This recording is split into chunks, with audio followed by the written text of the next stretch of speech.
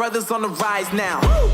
Endless celebrations all in my house. Yeah. Levitating now, I'm super duper fly now. Yeah. London boy, but DC where I reside now. Put the time in while you always yelling time out.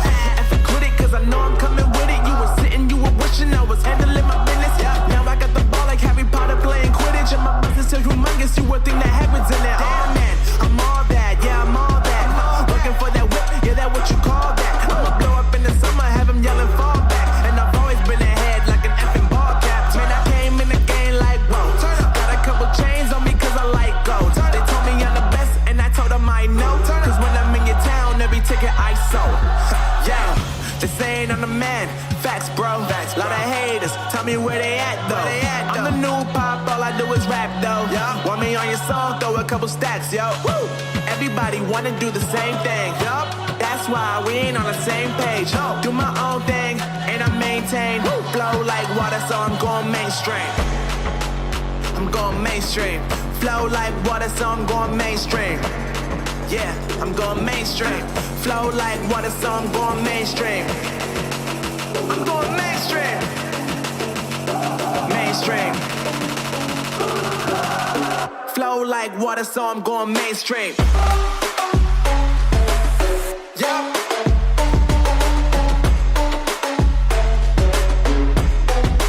I'm going mainstream. Damn.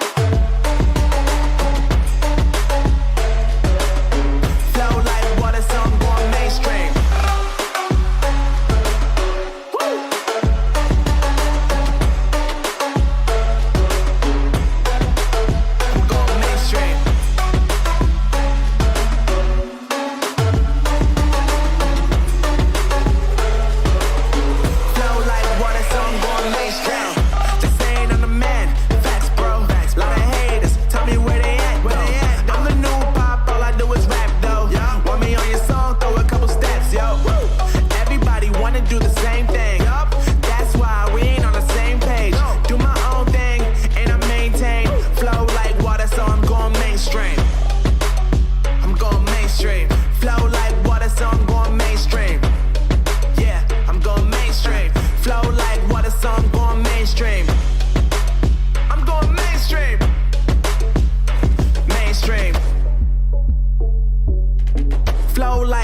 So I'm going mainstream.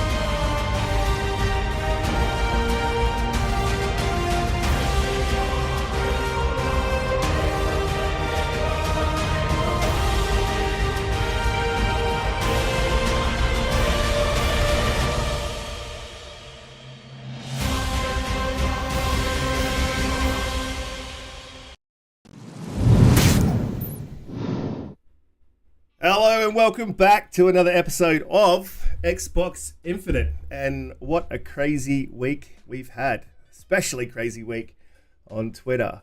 We've got a pretty awesome show today with some awesome panelists and some awesome guests as always. So I'll get into introductions. Sinby Games or Alex, welcome to the show, man. It's good to have you here. What have you been up to? What have you been playing? And just let the people know what you do. You're a developer for Arcane Leon, and previously Ubisoft. That's right, yeah? Yep. So was it Ubisoft for 9 years and then left them because I had an opportunity to do level design at Arcane, and they are quite known for level design. So couldn't pass it up. Oh, awesome, man. What are you playing at the moment? Weird West, I saw in your profile there. Yeah, so Weird West and Destiny 2, as always. But yeah, it's a great game, Weird West. Made Do you have anything by to do with Weird West? It's made by ex-Arcane developers. yeah, it's made by the founder of Arcane, but it's his, indie, quote unquote indie studio. Yeah. I had a bit of a crack at Weird West yesterday. It's not bad, some people had a bit of issues with the enemy design or the lack thereof. But moving on to our other guest, Crazy Louis of the XIP podcast. How you doing, man? Welcome to the show. Oh, hey, man. Thank you for welcoming to your show, man. We've been together on the show before, which is the talk show. What was it? Bango Mango's Talk Story podcast. Yeah. Talk Story podcast. Yes, we were on the show together. We had loads of fun. And, man, seriously, thank you so much for inviting me here tonight to hang out and chill with you guys. Fantastic. And what have I been playing lately? Well, I'll be honest with you. I took a little break this week from gaming. I was playing Elden Ring last weekend. I put like 20 hours into it last weekend, and then I was like, yeah, maybe it's time to take a little break. So I went and played a little bit of WWE 2K22 and did a couple wrestling, just for a little while, a couple days. And yeah, after that, just took a little small week off of gaming. Tomorrow, game, and Sunday too. So yeah, tomorrow I'll get back to it. Yeah, absolutely. Elden Ring does cause some heavy fatigue once you've been in it for about 200 hours. JediKnightPete, welcome back as always, man. Great to have you here. How you doing? How's your week been? What have you been playing? Hey, good mate. Yeah, look, I delved into Tiny Tina for a little bit, but I generally like to finish my games before I move on, so I've gone back to Elden Ring. I'm in the mountaintop of the giants. I just beat the fire giant today before the show. Loving Elden Ring. I really can't get off it. Other than that, looking forward to community game night tonight. Xbox Infinite. Let's go, boys. What a great panel. Alex, Crazy Louis, and the regulars, Umbra and Risk It. Oh, wait.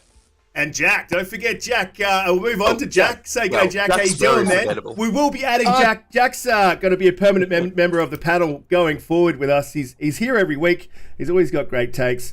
It's well overdue. Yeah, and I'll be changing up all the intro and adding Jack into the thing when I get some time. But Jack, how you doing, man? Welcome to the show. What have you been up to? What have you been playing? I've been doing a lot. No, it's great to be on the show because, now obviously being a panel member, I have a declarable source of income for the IRS, so that helps. No, I've been playing a lot. Mostly Tiny Tina. I'm a huge Borderlands fan. I really like what they've done there. I've downloaded Weird West, excuse me. I've not had a chance to delve into it. In between then, it's sort of the weird, like, sadomasochistic desire to jump back into Elden Ring every once in a while. So I've been bouncing between those two, and I'm looking forward to a great show, boys. Awesome. Umbra, welcome back. As every week, you hold the show down, man. How you been? What have you been up to? What have you been playing this week? Yeah, it's good to be back with you, brothers. I've been like Pete. I've been stuck on Elden Ring, man. I'm trying to get away from it, but I'm on New Game Plus, literally at the end again. So I'm about to become another Elden Lord. But yeah, I've tried to move on, but it's like, I don't know. It's like some type of addiction or something, some type of crack addiction. I can't get away from this damn game. Yeah, it's kind of hard because you just want to keep on exploring. Just keep on exploring. You get jumping in the game, you're like, hey, what's that over there? You just want to jump down there and see what's going on. Lewis, it's addictive as hell. But I am thinking of getting Tiny Tina because I know Jedi spoke on it. I know Jack spoke on it, and get great reviews from everybody who talks about it. But I refuse to pay $70 for a game. I just refuse to do so. Maybe I'll use my Microsoft reward points or something. Yeah. Look, I feel you on that. It is. It's a bit ridiculous over here. It's $109 for the base edition, and then if you get the extra edition, it's $120, which is crazy. But Elden Ring, I haven't finished yet. I got a little bit annoyed because I did something that basically changed my ending, and I cannot have a good ending now. So. Wait, did you do the underground thing? Yeah, the fire fingers. You can reverse it. You can reverse it. Oh, you can. Oh, we'll talk about that. I don't think you can. We'll talk about that after the show. I definitely want to reverse it because You just made his day. I was absolutely spewing. I was like, nah, that's it. I'm That's not playing. fine. You can play through the game again. New Game Plus. I don't know if I can. But it's still gonna affect it. I don't know. I don't know if I can do a plus, man. A plus is huge. I'm on New Game plus 4 times plus now. So. Jeez. Really? Wow. Oh, Okay. Lord. That is Wow. crazy. Impressive. I'm still on the That is original. crazy. We've got some interesting topics this week. Some extremely interesting topics. Some extremely interesting stuff happened this week. And I've done a few extra things with the show just to kind of highlight what's going on. So we'll jump straight into the first topic, which is, of course, PS Plus released their subscription. So for those of you, and I'm sure most of you in the chat do know, for those of you that don't know, I'll just quickly switch over the screen to what they are offering. Yes. So if you have a look here, that's Ryan's thing. So PS Plus Essential is essentially exactly what you got before with PS Plus Essential. Cloud storage, that's just egregious in my personal opinion. Cloud storage in 2022 should be free. It doesn't cost that much. Let's be honest, they're just rinsing the fans and there's no need for it. PlayStation Plus Extra, on top of all the things that you get with Essential, which is your 2 games, you do get 2 monthly downloadable games. I'll add something that they haven't added to that, is if you own a PS5, you get a third PS5 game, which is pretty cool. But that is $11 in Australia. United States, it's $9.99, and Xbox Game Pass is $10. Now, I know apparently it's not comparable, but that seems comparable. The money-wise, it's comparable to me. So PlayStation Plus Extra provides all those benefits from the Essential tier and adds a catalogue of up to 400 PS4 and PS5 games. Okay, so that's pretty fair. Don't mind that. That's $14.99 monthly, or if you're in Australia, that'll be about $16. And then we get to the PlayStation Plus Premium, which is where they really fall flat on their face, in my opinion. It provides all the benefits of the top 2 tiers.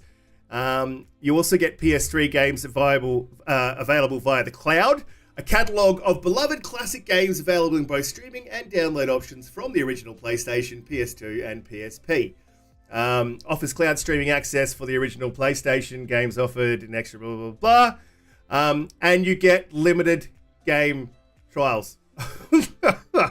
Limited time game trials. So demos. If you're not in a country that offers PlayStation Now, you won't get everything that Premium offers. So down the bottom here it says, for markets without cloud streaming, PlayStation Plus Deluxe will be offered at a lower price compared to Premium, and includes a catalogue of beloved classic games from the original PlayStation generations to download and play. Download and play. Obviously, you get limited game trials as well. So you get a limited offering if you are in Australia. And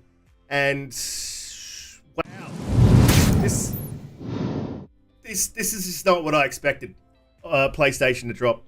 I'll get to the panel in a minute, but I mean, look, they've got Crunchyroll, they've got a movie studios. There's plenty that they could have offered to kind of beef out their offering, and it just seems to me it's absolutely bare minimum of what they could do.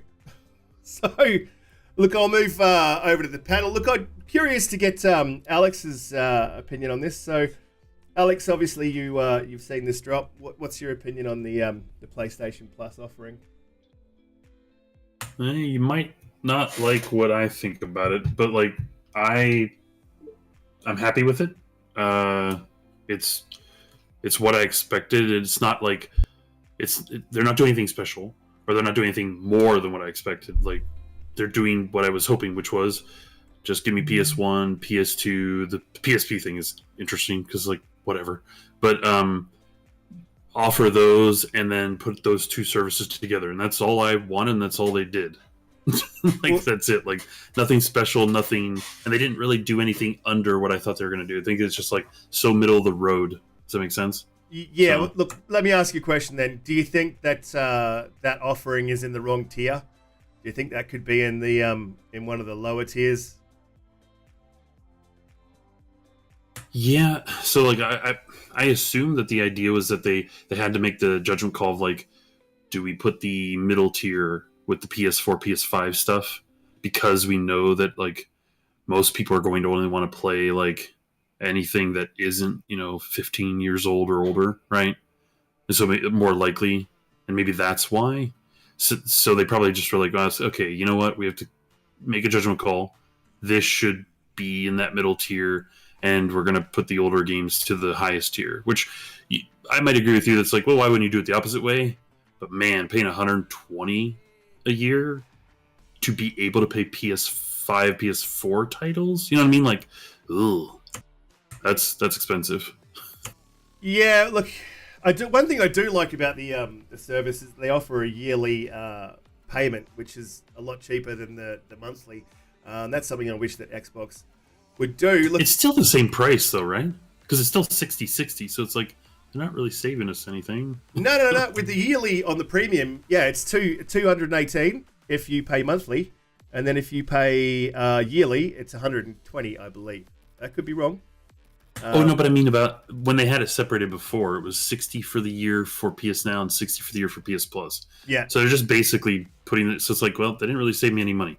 So Yeah. Look, I want to be completely fair, but it just seems like the most minimum effort that they could possibly put in, and I kind of don't believe that this is it, and this is all we're going to see from this.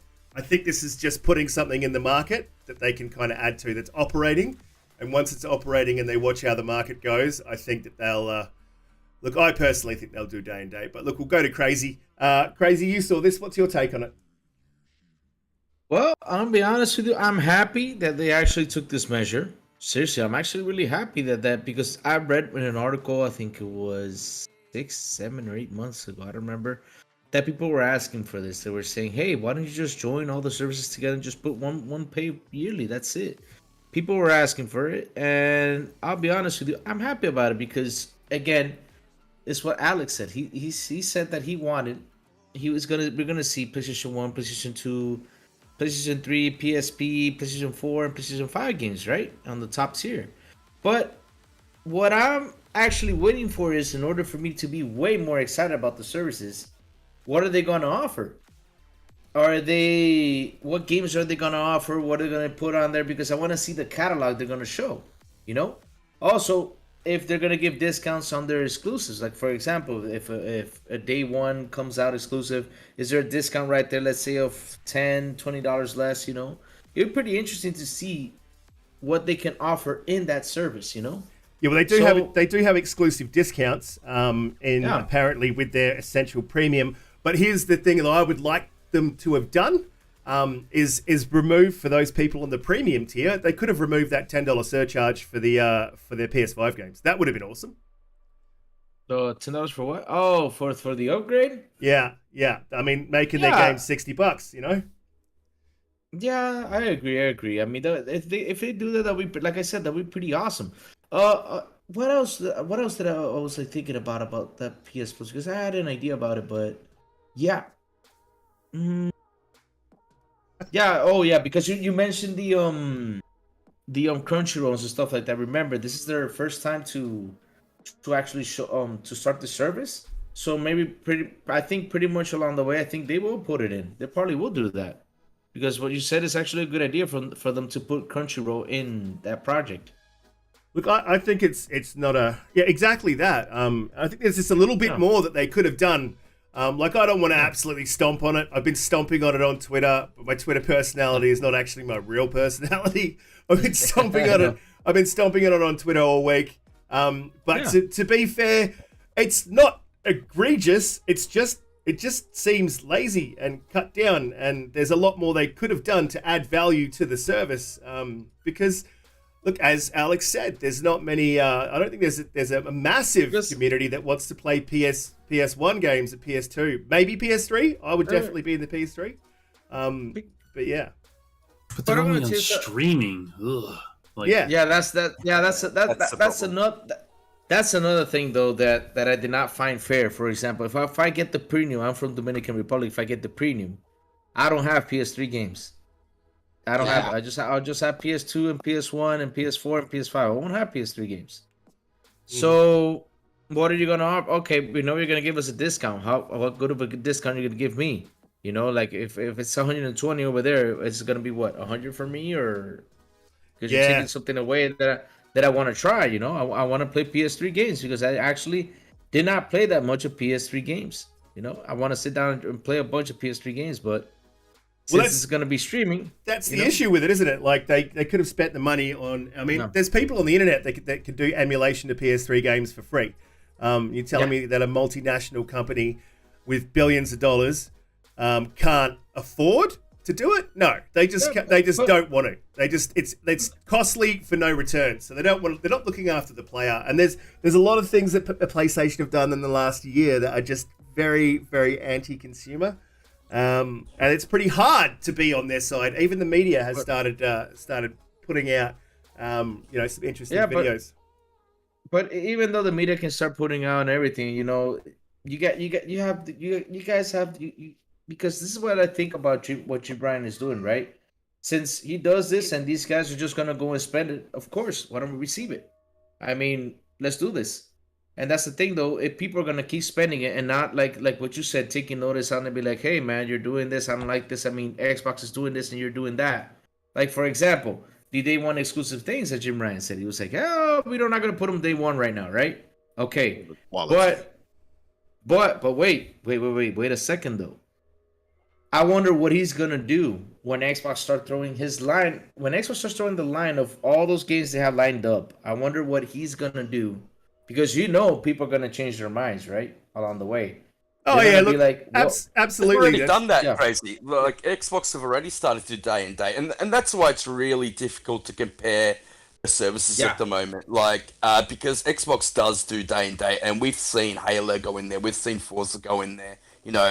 Not to mention the third parties, like, MLB The Show is coming out. It's going to be day and date on Xbox Game Pass, and you're going to have to pay for it on PlayStation, even if they do have that subscription service.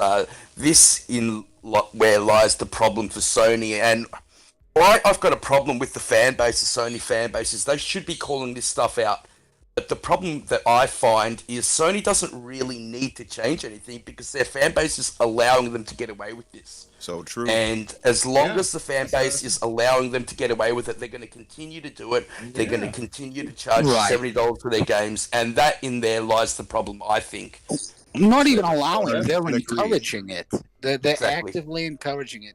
If you go on to social media, exactly, 100%. I don't even know why Sony has a dedicated PR department. They can use Twitter. No, it's interesting because if you go onto these certain social media spaces, Twitter sort of, being that, chaotic one, that sort of it brings people out of the woodwork, so to speak. It's and I say this is a PlayStation owner that does not understand the cognitive dissonance that exists.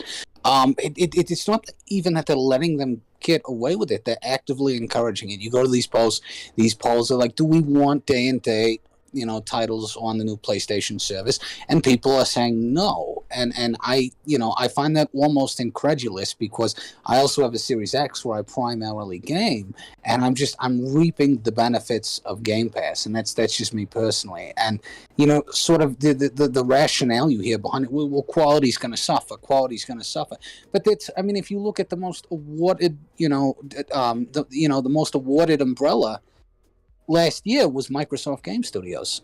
I think it was like an 87.1 on average, or 86.1 compared to an 80 or 81 for Sony. So I'm not seeing where that argument holds water. I think I would if you were seeing games that were of demonstrably subpar quality, but we're not. So it's to me it's disconcerting as a part-time PlayStation gamer. Yeah, absolutely. Look, we've got a question in the chat, and then I'll get to Umbra. Does the panel... This is an argument that I've been having on Twitter. This is from Dub. Does the panel think that doing day and date will affect quality of the games, as Jim Ryan suggests? Look, if they don't have the money to float the loss, because let's be honest, every single subscription service that does these things, that has day and date, that does originals... they cop a bit of a loss in the beginning. Absolutely. Even Netflix, that wasn't originally doing originals, copped a bit of a loss. That's fair. Absolutely, it is fair. But when you look at the figures of the amount of money that, PlayStation's a market leader. Sure, they've got to hold up, like as me and Pete were talking about earlier in the week, they've got to hold up the rest of the company, and that's pretty fair because the movies aren't doing great. And everything else in their business really isn't doing fantastic. The mobile's losing money. Even the TV department's losing money. Yeah, exactly. So look, that's understandable. But when you've got a company that's got billions and billions of dollars, they make $8 billion a year on microtransactions. Or transactions, yeah. Yeah, like Yep. that's. I mean, you're telling me that they can't float this loss. Sure, they won't have the profit in the short term, but they'll have the profit in the long term. And I think you just got to pay for the quality. Like, yep, they pay for the quality now.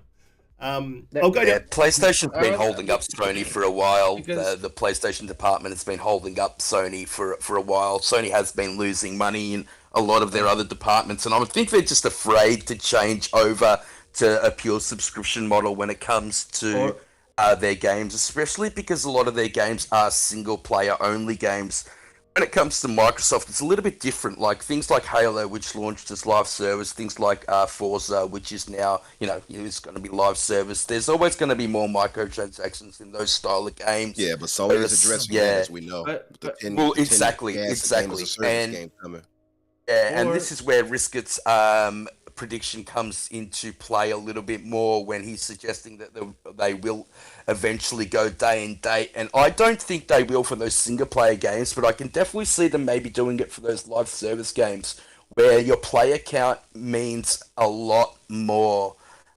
Because you get people playing the game, you get everybody talking about the game, and then you can make your money off your microtransactions. So I can see them doing it off several things. It could be for those, but I think it'll also be for lesser games as Agreed. well. Yeah, but what I don't understand is why they launched PlayStation Plus now. It's not coming out for another 3 months. All they're getting is like negative press when you compare it to Xbox. Why didn't they wait till they dropped a big live service game and put it day and date with it to get a bit of momentum, to get a bit of good press, to get maybe they need the momentum more now than we think. They don't need to though. I think what I think is I'm gonna tell you something though. Jim Ryan's a smart cat, and I think he's playing a really smooth game of chess, right? And this is what he's doing though. He right now is putting the PlayStation service, streaming service right now. He's gonna put it up, the PlayStation Premium and all that stuff. He's gonna start with that, and he's just gonna play a little bit of chess with it, right? He's gonna go smooth because again, you guys said something which is really it's what's actually happened. Hey, I am the head of this, and I'm seeing that these fans are keep buying these games at 70, and they're gonna keep purchasing, even though I said this. They're gonna go 100% with me, because like I said. We don't for example, we do not agree that he does this. That he's not doing day one exclusives, right? We were like, hey, that's not okay. We understand it because they don't have the money, but risk it says that okay, yeah, they do have some money to do it. They can risk it a little bit. But here's the thing, though. I think what Jim Ryan is doing is like, okay, let me do this now. Let's see how it goes. When Xbox starts throwing their lineup out, let's see how it goes. And when people just really actually start nagging about it, then I think right then and there he's gonna start little by little putting them in, and then he's gonna do it full. Crazy Lou, I don't think it's a game of chess at all. It's a game of checkers. The reason why I say that is because this is not some master stroke. No, it's not a a master reactionary. Yeah, exactly. He knows that his fan base is loyal as hell. They're going to buy into it regardless. They don't have to give you day and date because, as we pointed out, and as Jack pointed out a minute ago, they're going to do PR for you regardless. They're going to buy into it regardless. And I said this before as well. I don't care for what they're offering because there's no day and date. But if you're already a PSNow subscriber, absolutely this makes sense for you. I think. Right. But other than that, they don't have to do that because their fans are actively online arguing that $70 a game is worth every penny, and we should probably be paying more. I actually had a guy that told me we really should be paying $80, and I would gladly pay it. I'm like, okay. So they got these guys brainwashed. That's craziness. You see what I mean? Absolute craziness. It is crazy, and I can only imagine what it is over there where you guys are at that price. But so it's they don't have to really. It's not really a game of chess at all. It's not some super masterful stroke. It's just they know their fan base, and their fan base absolutely will buy into whatever they give them. And to some reason, I kind of have respect for Sony gamers for that point to a degree. Yeah, they are loyal. They're very loyal. I give them that. I like loyalty. Yeah. But I mean, I think their loyalty kind of leans more into fealty, but it is what it is. Yeah, but would you be loyal to a brand that provides T-shirts and then shit on all the other brands? provide I mean- T-shirts? I mean, that's I'm how not sure what- it's a box. It's a product. You're loyal to a product. I mean, like, I respect loyalty. Loyalty is a great thing. Loyalty to a person. Maybe loyalty to a company that you work for. But loyalty to a company that you pay for a service? Like, if they're not providing a service... I get it to a degree, Risk. I'm like, if they're providing these guys with quality games they like, I absolutely understand them supporting them for that reason. But where does the supporting them stop and loyalty from as a customer and consumer stop before you turn to a fanatic and, a corporate slave? Yeah, That's the problem I have with some of them. That's gonna happen. Like I said, when we start seeing that lineup that Xbox is gonna bring, right? When you start seeing all those games just coming out, they're gonna take notice of it. Like, hey, they'll be like, whoa, these guys got this, and they're getting quality games out. They want a Game Pass, and you guys are not doing this. They're gonna get their attention. Well, it's all on the fan base. Get their attention. It's got their attention. I don't, not to interject, I don't think it doesn't have their attention, insofar as, obviously there's a faction that says that you can't compare it to Game Pass, and then there's this sort of faction that also says you can't compare it to Game Pass, and then does nothing but that. So it's a little weird, you know what I mean? I don't want to call it psychosis, but there's some, there's some double speak there. I think because I have both PlayStation services. So for me, I mean, I guess it's nice, to sort of have, to sort of homogenize those services and to offer this library of backwards compatible legacy titles. Because I think a lot of us forget that it was the success and the innovation of those titles that created this brand loyalty to Sony in the first place. Sony has a great history of making fantastic first-party titles. Someone in the industry. Oh, cool. Someone in the industry Go ahead, Alex. they told me ahead of time what was going to happen, and they told me the pricing structure and everything, and I was like, yeah, okay, I guess that makes sense. And they told me about the PS1, PS2, PSP, PS3, streaming only, blah, blah, blah. And that they told me that they made headways on emulation for PS1, PS2, and PSP so that it would be like totally downloadable. You don't have to stream it all.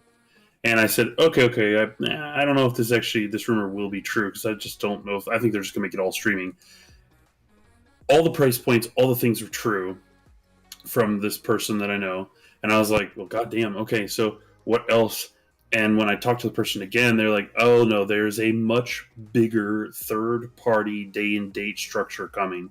They're not doing their first party because they know that they just don't need to. People will just soak up and buy up all those games.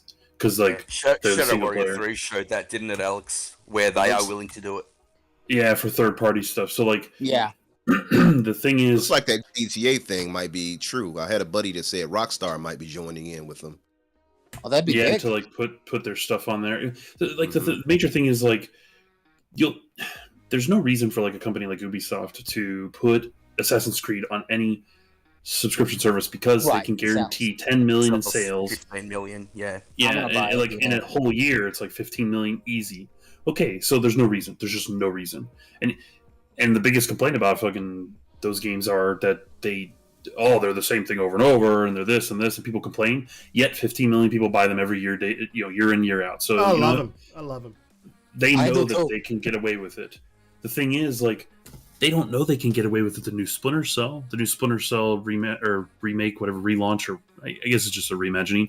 That thing, can we guarantee that it's going to sell like 10 million copies? No.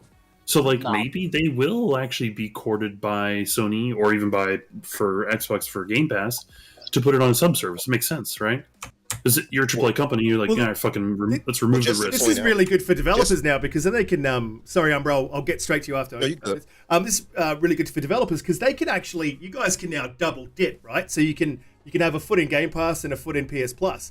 So this is, I don't think this is a bad thing for the industry, and all the PlayStation guys are saying this is great for the industry, which I find really weird because, I don't know, if you go back 6 months and start pulling out receipts, apparently subscription services were really bad. Umbra? Right, and it hurts developers, right? Think about the poor devs who are already paid. Because when I was telling you all that they changed their minds, remember, they did not believe in backwards compatibility. They were They like, didn't believe in a lot of things no. until Xbox No, made no. it. Well, they And- said and now- that, but they just didn't want to do the work. That cell processor that they made for the PS3 made that PS3 incredibly expensive, but it's still causing them problems to this day. But they didn't You know, believe in that a lot of thing is- things. Like I yeah, said, that thing until is Xbox did extremely it. difficult to emulate for. It really is. The architecture It's a cost thing, though. incredibly different. Yeah, that's It's true. a cost can be thing, done. though. Like Yeah. like Rich pointed out, they don't want to invest in it, and because their fans won't call them out on it, they won't invest in it. But just to Tracy say, Lewis said, "Oh, sorry, you go, mate." no, I was going to say, Hargy pointed out a good point. He said the sub model will make it better. There's this odd perception that all Sony games sell a lot. That is false. Otherwise, they wouldn't be coming to PC. Most of their Well, games Returnal would have don't sold a sell lot well. more than 500,000. Absolutely. That's a perfect example. So we know that those games would do well with a day and date release on the service. Sony just doesn't want to do it because they know that their players are so loyal that they'll go and buy those games regardless and won't ask them to do better. But as far as this service, let me just say this so we can kind of move on because I never actually really spoke on it.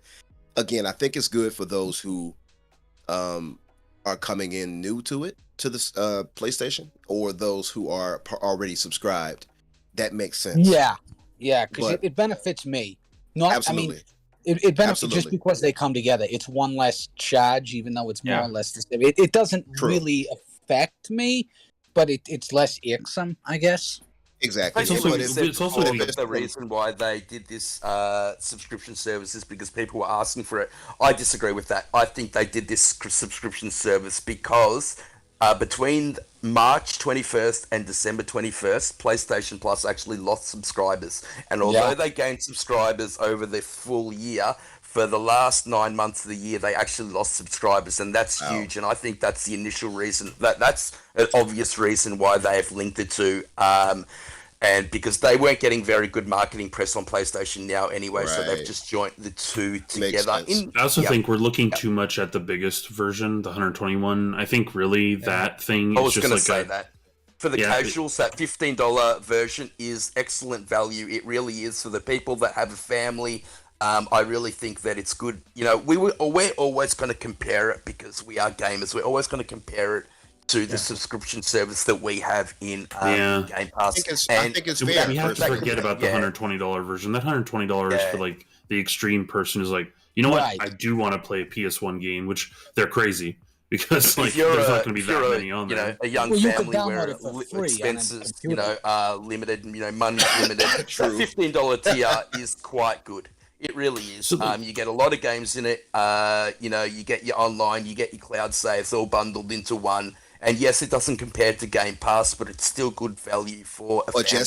just If to they were- add though, before you go, Alex, just to say though, like even like Jack pointed out, there are some who would try to dismissing the whole. Well, it's not a Game Pass competitor.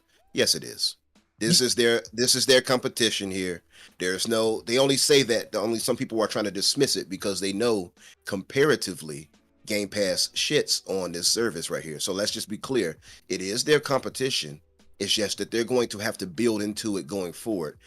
For them not to have Crunchyroll into this, to me, is a slap to the fan base. To me, It is egregious, yeah. It I mean, should have been there. the media that they could have included, whether it's films, whether it's Crunchyroll, whether Exactly. it's music. Also, Couldn't we make that same distinction by saying like, why doesn't Game Pass Ultimate include Microsoft Word and shit like that? The Office suite. Why do I have to pay Yes! another I mean, sub-service? I would love Yeah, that. not really though. But it's true. Like, I would tell you why why not. not get the Office suite? I have to pay another $120 a year for that shit too, and I hate it. Well, that's but a different arm. That's a whole different arm altogether. I Whereas don't give that's- a you have, crap. Right. I'm weird. I'm selfish. I well, of want course, my as a shit consumer, together. absolutely. But I mean, I wouldn't It's not expect Microsoft. entertainment. Exactly, Yeah. it's not an entertainment arm. Listen. Excel is entertaining as fuck. here's the thing. Here's Presentations, mate. here- Oh yeah. Here's the thing, guys. Another thing, you can't call it a competitor to Game Pass because it's not around the world. There's only like in 4 or 5 places too. But you can't use that excuse though, Lou. Game, Oh, no, I'm Xbox, not saying Xbox, you can't. I think you Xbox can, is not in all markets either. So Yes, but it if is. that's the case- Xbox is more. It's got more markets. than no, Play- Xbox is Yes, no, it it does. doesn't. PlayStation is Game in Pass more PC markets. just Nope, launched nope. in Southeast Asia just recently. So Yep. Thailand, Philippines, Vietnam. So they are That growing. was just announced. but Just announced, Sony but has it- been it's in growing. many more markets in worldwide than that is Xbox. Online That is true. online services. But, online services. Xbox No. is pushing. I'm telling you, Well, it's online love- services. No. We're Well, talking about online. We're Louis- talking about gaming, not online services. We're talking about gaming in general. Yeah, but like- PlayStation is in more markets. That's just Yeah, the fact. Okay, yeah, the PlayStation, yes, it's in more markets, but the online for you to online game on PlayStation, right? In a lot of the countries around the world, it's tough to get. Like I said, PSNow is only available to certain countries, but it's not like Game Pass, where it's available in a whole lot of countries. You know, that should I can- change look, when I they can give start you- implementation of the Azure network in more I places. can give you guys Yeah, the That was one of the percentage. reasons why they did that. I can give you guys the What? percentage of PlayStation's market worldwide and Xbox. I bet it's Xbox's I bet it's market almost 60. market It's about worldwide. 60? No. Xbox's market worldwide is 12.53%. That's how much. Okay. How worldwide they are. PlayStation's is 87.38. Do you want to know Yeah. what? Do you want to know what Nintendo's is? It dwarfs them. Do you want to know what What's Nintendo's? What's Nintendo's theirs? is 0.09%.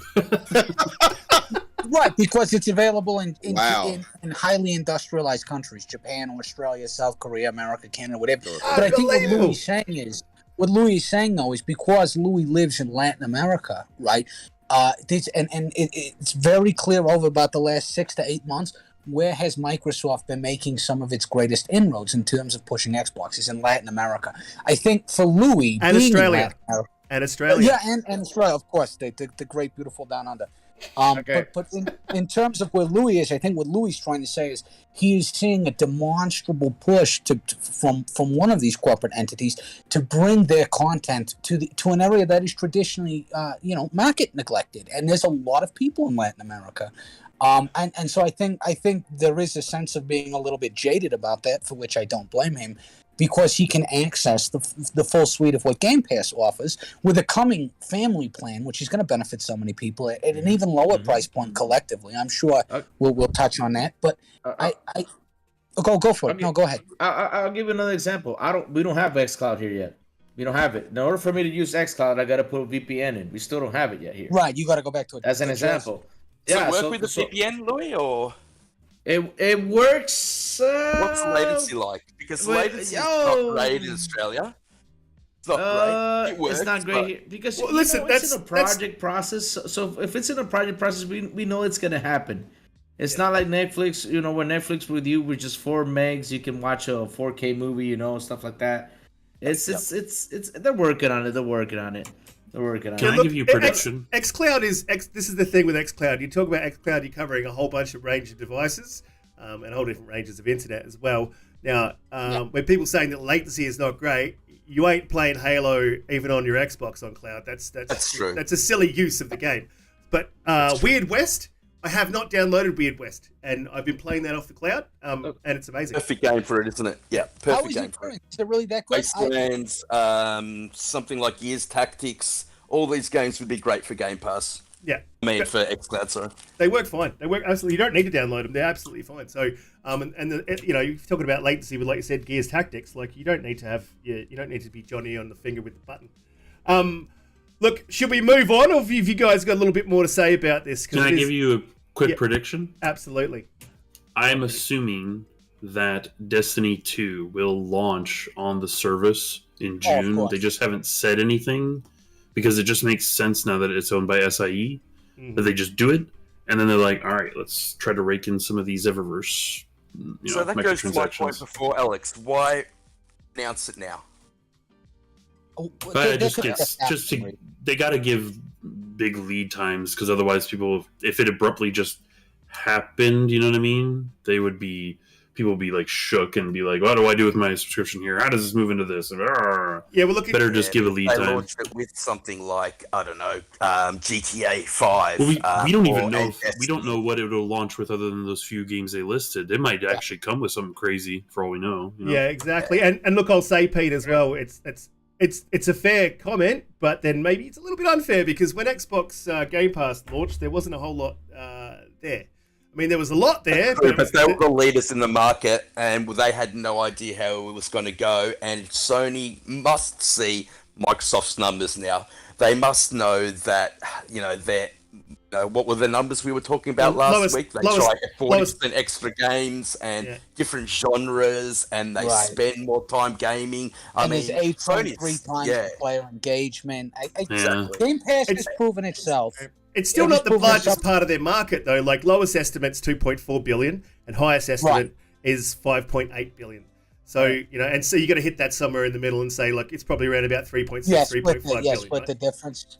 Guys, what I was gonna say real quick, PlayStation Now is only available to United Kingdom. No, wait, to Europe, to Europe, Japan, and United States. Yeah. Xbox is in Colombia, Russia, to pretty much 40 countries. 40 Yeah. 40 countries. So supporting wars in Russia. Once they move on, I don't know how much longer it'll be available in Russia. No, yeah, but just to tell you a fact, it's hard for PlayStation Plus to compete with those guys because Xbox is everywhere. I'm telling you, it's Game Pass is everywhere. I'm sure it's hard. Was it, You go, Alex. say, Louis, was it you who said that, like, also on that higher end tier, like 120, it's like you're gonna have PS1 and PS2 games, but it's like, if I'm Square Enix, right? If that collection doesn't launch with like Vagrant Story and Chrono Cross, like, why would I want to put Chrono Cross off there when I just put out a remaster, right? Like, boom, that's gone. Vagrant Story, boom, that's gone. Final Fantasy 7, Final Fantasy 8, Final Fantasy 9. Like, why would I do that? So, and that's the thing that's really mostly like, shit, it's going to be just a bunch of like Crash Bandicoot 1, 2, and 3, yay. Because the remaster's old enough now, you know? Like, Well, at least get an Xbox game. Crash Bandicoot. That's true. That is true. That's true. No, yeah. Look, we will move on.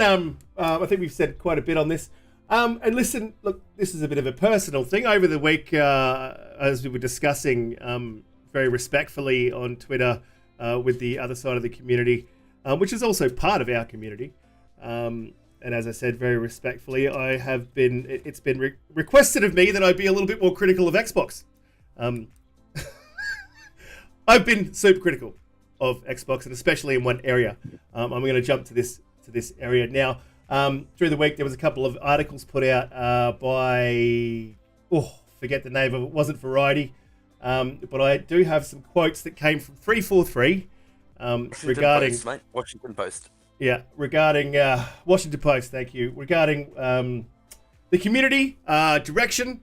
It's a very interesting article. You should look it up. But this is what I took away from it. Now, first of all, I will say Mint Blitz, who's a massive player, he posted a couple of things on Twitter. He said, I envy your positivity. I'm glad you're having fun. I tried playing Halo Infinite Fiesta tonight and couldn't get a single lobby. I'm trying my best to even play the game, but it's impossible. It's way too repetitive. Yeah. I can't even search with friends. And Mint Blitz again, I can only find consistent games in Big Team Battle now. It's getting pretty rough. Now, Bonnie Ross had this to say. I think it's a huge opportunity for us being able to go off console and think about a broader audience, said Bonnie Ross, general manager of Microsoft's 343 Studios, this is verbatim, who pointed to Marvel's approach as an example of how Halo hopes to position itself on multiple platforms and feature a uniform aesthetic but allow differences between the game, shows, and films, which is fine. Nothing wrong with that. Absolutely nothing wrong with that. I get the broader audience for a TV show. However, the fans put you there. Now, going on. And I think that both with the Halo TV series bringing in a broader audience and with the free-to-play bringing in a broader audience, and then for us, I think it's really about learning how an ongoing service and having an ongoing dialogue with fans and getting the infrastructure right. Well, you fucking suck at that. You suck bad. And I don't know how hard it is to learn to talk to your fans and to provide content and have a fucking plan for the future and then outline it for your customers, for your fans, the people that put you there. Particularly as if they own Microsoft. They own the only IP that is 200% synonymous with Xbox and Halo. It's very disappointing. Exactly. Now, who's the egregious? Extremely egregious. Among Us is getting more Halo content than Halo is. Hang on. Here's the extremely egregious fucking part. That was just absolutely ridiculous. They're taking shots at their fans. Like, we put you there. But as Ross notes, even as 343 shoots for the stars of a universe, it has to reckon with several factors that threaten to keep it grounded, including those aforementioned fans. Even after a rousing reception for Halo Infinite when it released in November, players have voiced frustrations at a lack of updates, promised new content, and meanwhile reviewers on Rotten Tomatoes and Metacritic have found the Halo TV series are lackluster in its early episodes with scores around 60 the day of its public release. Right, that's the full quote. That article is massive, and there is a lot said in the article, and there is a few more shots taken at fans. And this really pissed me off. Because you can see me playing Halo on the screen now. I've been in Halo. As we've said before, Halo 5 had 8 new maps released in its DLC by this point, by a month ago's point. And the only way to put, and I'm fuming about this, the only way to put it is you have fucked up beyond recognition, you've pissed off your fans, you've lost everyone that's casual, and now all you have is the fans, and then this week you come out with an article taking shots at the fans, saying we're holding you back. We're fucking holding you up. You only have a game that's still live service because we're fucking here. So get your shit together, 343, and someone needs to go and have a talk to Bonnie Ross, because it's not about check fucking signing. Get that fucking studio in order and get some fucking content out to the community, because we're sick and tired of your bullshit. And that's my rant. I was fuming when I read it, and I'm fuming now about it. And look, anyone that says that I don't call out Xbox where they need calling out, they get called out when they deserve it. Look, I'll go to Umbra. I know you're a big fan of Halo, so you may disagree with my take, but yeah, No, go for it. I'm with you there. I mean, how long has it been now? I think almost every episode, every podcast we've done, me, you, and Jedi routinely point out the issues here with Halo. It's becoming an unfortunate routine. You can't ignore it anymore. It's bad. I mean, it would be one thing if it was another game. I mean, but this is Master Chief. This is Halo. That is Xbox, and It's their flagship. Yeah, exactly. And a game that launched, with the original Xbox over 20 years ago. I mean, just the PR, the optics of this. I mean, not even as players that our experiences have been awful, I think. I mean, well, we've had great experiences on Halo, but as of late, I think everything coming from 343, it feels like a generational neglect. And I agree, I definitely agree with Riskin when he talks about there should be some sense of loyalty to the player base that has been there. We've all been playing these games for 20 years. There does feel to be a sense of sort of resentful neglect, and I definitely 100% see Riskit's point of view on this, and frankly, while I'll be a little more verbose about it, I agree. What's sad about it, Jack, is it's like we know that the people behind this franchise, we know they love it.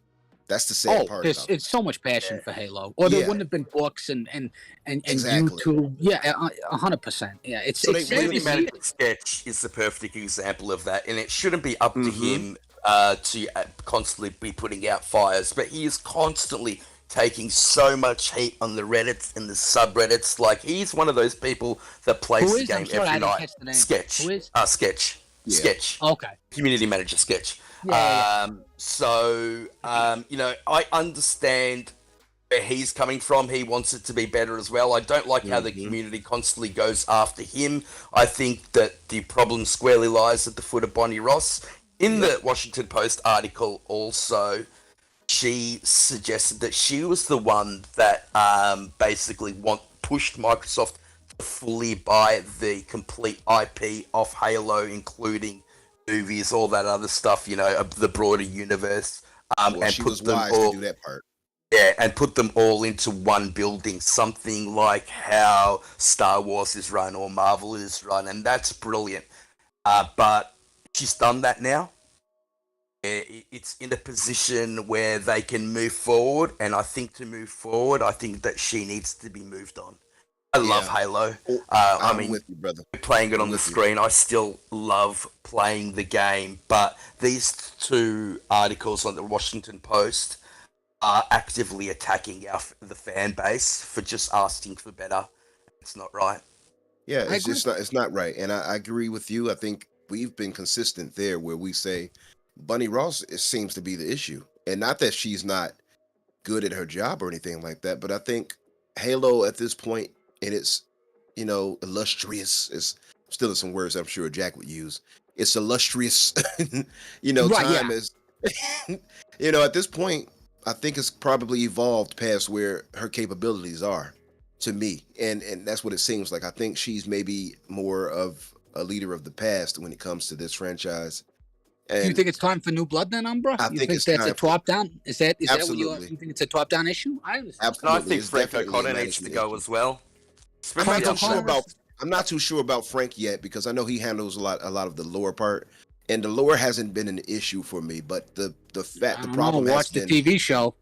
Yeah, no, well, that was Well, Kiki's. yeah. That's Kiki's. I'm Yeah. just department. saying. And look, all this talk in that article about broader audience, this broader audience that we went live service for a broader audience. We're bringing the Halo for a broader audience, but that brings in the problem of the aforementioned fans, us. We're not the problem. We're the ones that are basically shilling for you guys because we love the franchise so much. I Right. mean, when me and Riska came out with this, Riska came up with the idea for the podcast, but when we were coming up with the name, we named it Xbox Infinite because we love Halo so much. Right. You know, Yeah. that's where the name It's like came watching from. the family dog die. Something that's And- beloved and cherished, and you can't do anything Yeah. about it. And that's the Yep, thing. Like, and the fan base they knew it was absolutely going to be will live not let them service. get away with Sorry, it. Umbra. Yep. No, you're good. I was just going to say the fan base. One thing I'll give the Halo fan base, like, we got a lot of issues here because of the fan base is very toxic at times. I mean, we know that, right? But the fan base absolutely does not allow them to rest on their laurels. You're going to have to do right. So when people say, "Oh, you guys allow this with Halo," no, the fan base absolutely stays on their ass. So We're not them- asking for much. We're just asking them to do what exactly. they said they were going to do. They said but it I was mean going to in be a a greater live sense. service game. But I mean in a Where is greater the live sense. I'm saying the service fan base aspect can of the be game? pretty Okay. toxic Agreed. at times. You- But I think mean- here it's not unreasonable what we've been asking, and they Eh. just failed in that respect. It's Well, we there's didn't no get other way Forge around mode. it. We didn't get Can I t- co-op. Yeah, But go here- crazy. here- Just wait, jump wait, in. You got to I'm jump sorry. in. It's a passionate subject.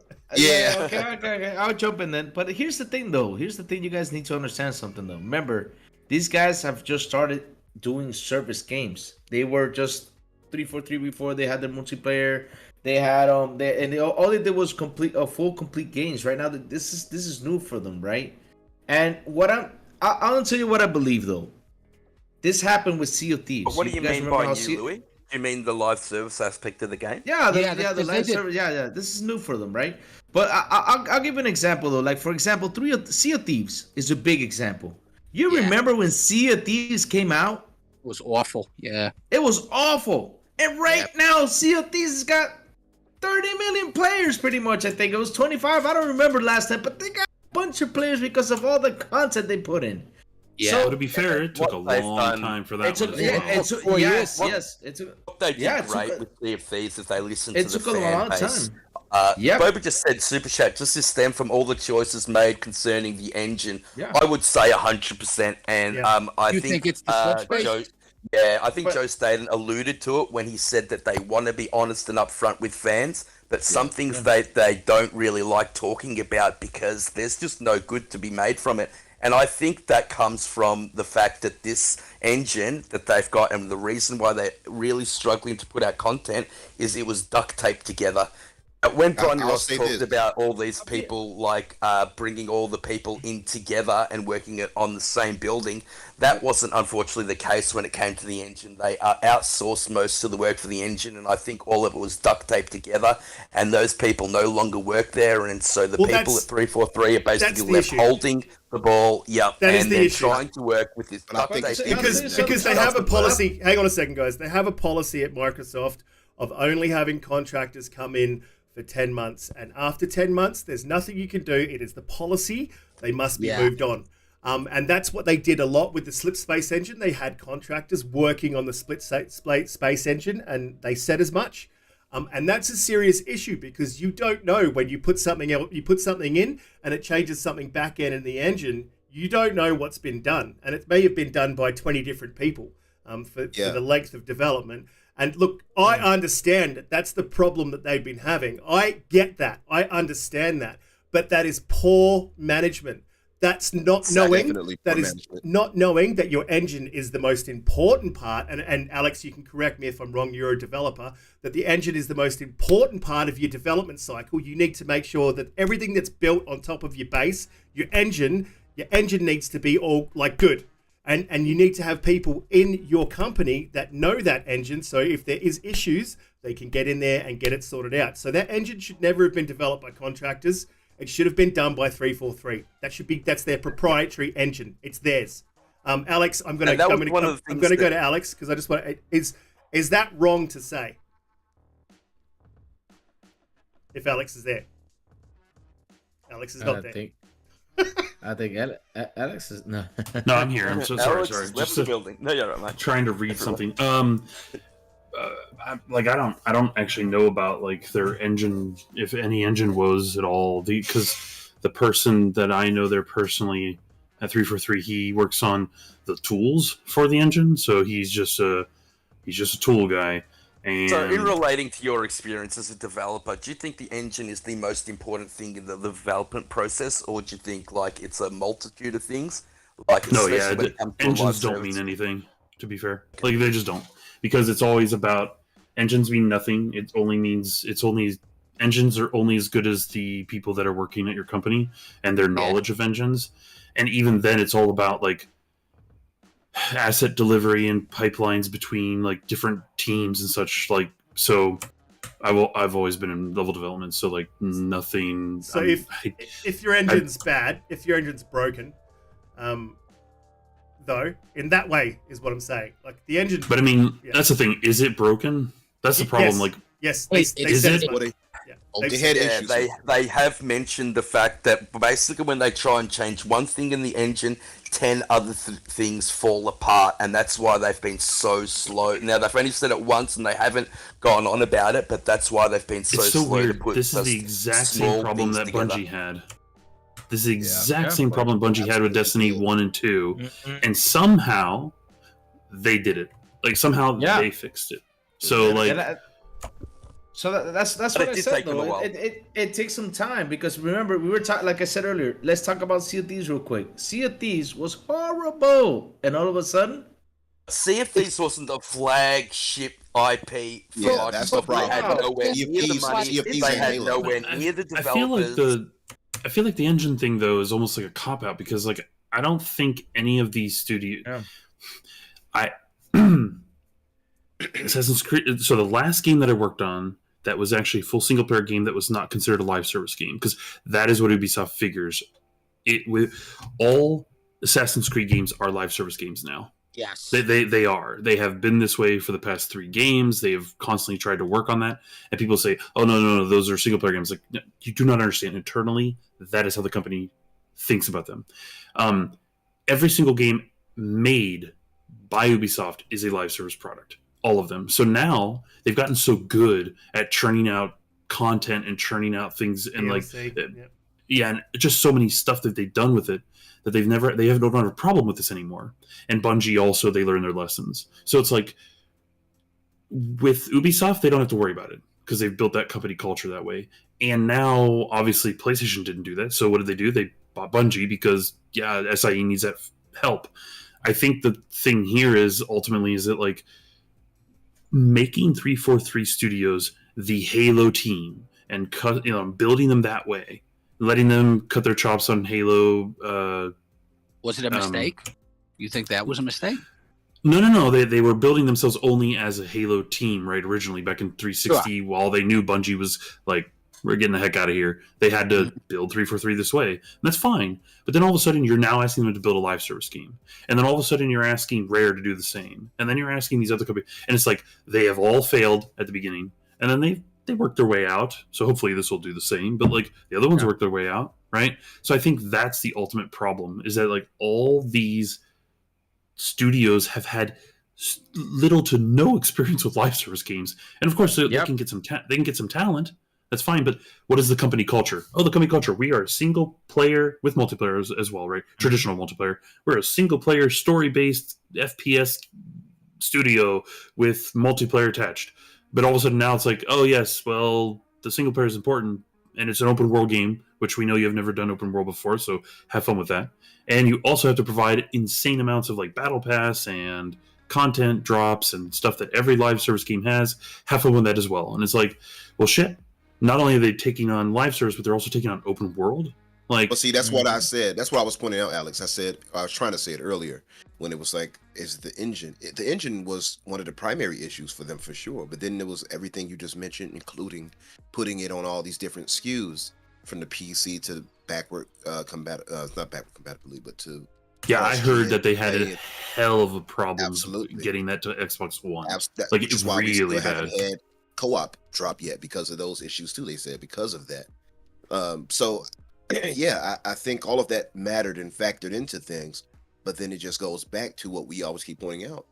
Where's the management there for this? Where's the overhead to oversee this type of stuff so that type of thing, those types of things don't happen? Let me ask you, Alex, would you say that falls more on the head, such as Bunny Ross, or what would you say? No, I know you have to probably be more diplomatic than we are, but what would you say? Say it again. What say about which one?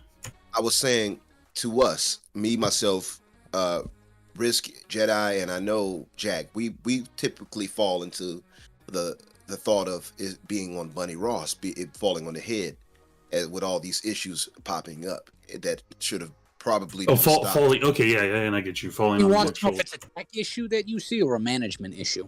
Yeah, what did you see it as? And I know you probably have to be a little more like politically correct than we are, seeing where you're at. But Well, like a team is a team, right? A team is a team. Yeah. But I don't know. Like, sadly, the only way you're gonna know is when it's way after the fact. So you can't. So you can't really. You can't blame it on like one person in management directly, but they are the spokesperson, the face, or the person they're the in top charge. of a Yeah, corporate so pyramid, right? you have to target someone who has to be able to. I don't know. They have to be the one to make the changes. They have to be the one to be vocal. They got to be the one to back the community, or not back the community, but make the community feel at ease. They have to be the one to do that, because as a team, you can't do that, right? Because like your ground floor developer is not going to be like told like, hey, make sure you get out there and tell people on Twitter your game's great. And it's not going to work that way. But like, I worked on Assassin's. She's done none of that. She's done absolutely none of that, and in fact, And that's a big problem. Yeah. Recently, the opposite. And look, I would agree with you as well. I'm not a developer, but I've worked in 3 different career paths, and it always falls on the head to receive problem. That this is the pipeline of any job, of any leader. Got a problem? What's the solution? That's and if it means going to your people, going to your team, and you work through a solution together. However you do it, like problem solution, and also a little bit seeing problems before they come to fruition, so you can be on top of the problems. But the problem that I have, this is the major problem why I ranted, is you cannot attack the community that has been with you from day one. Yeah, we're on your ass for content, but we're still playing your game. We're trying to.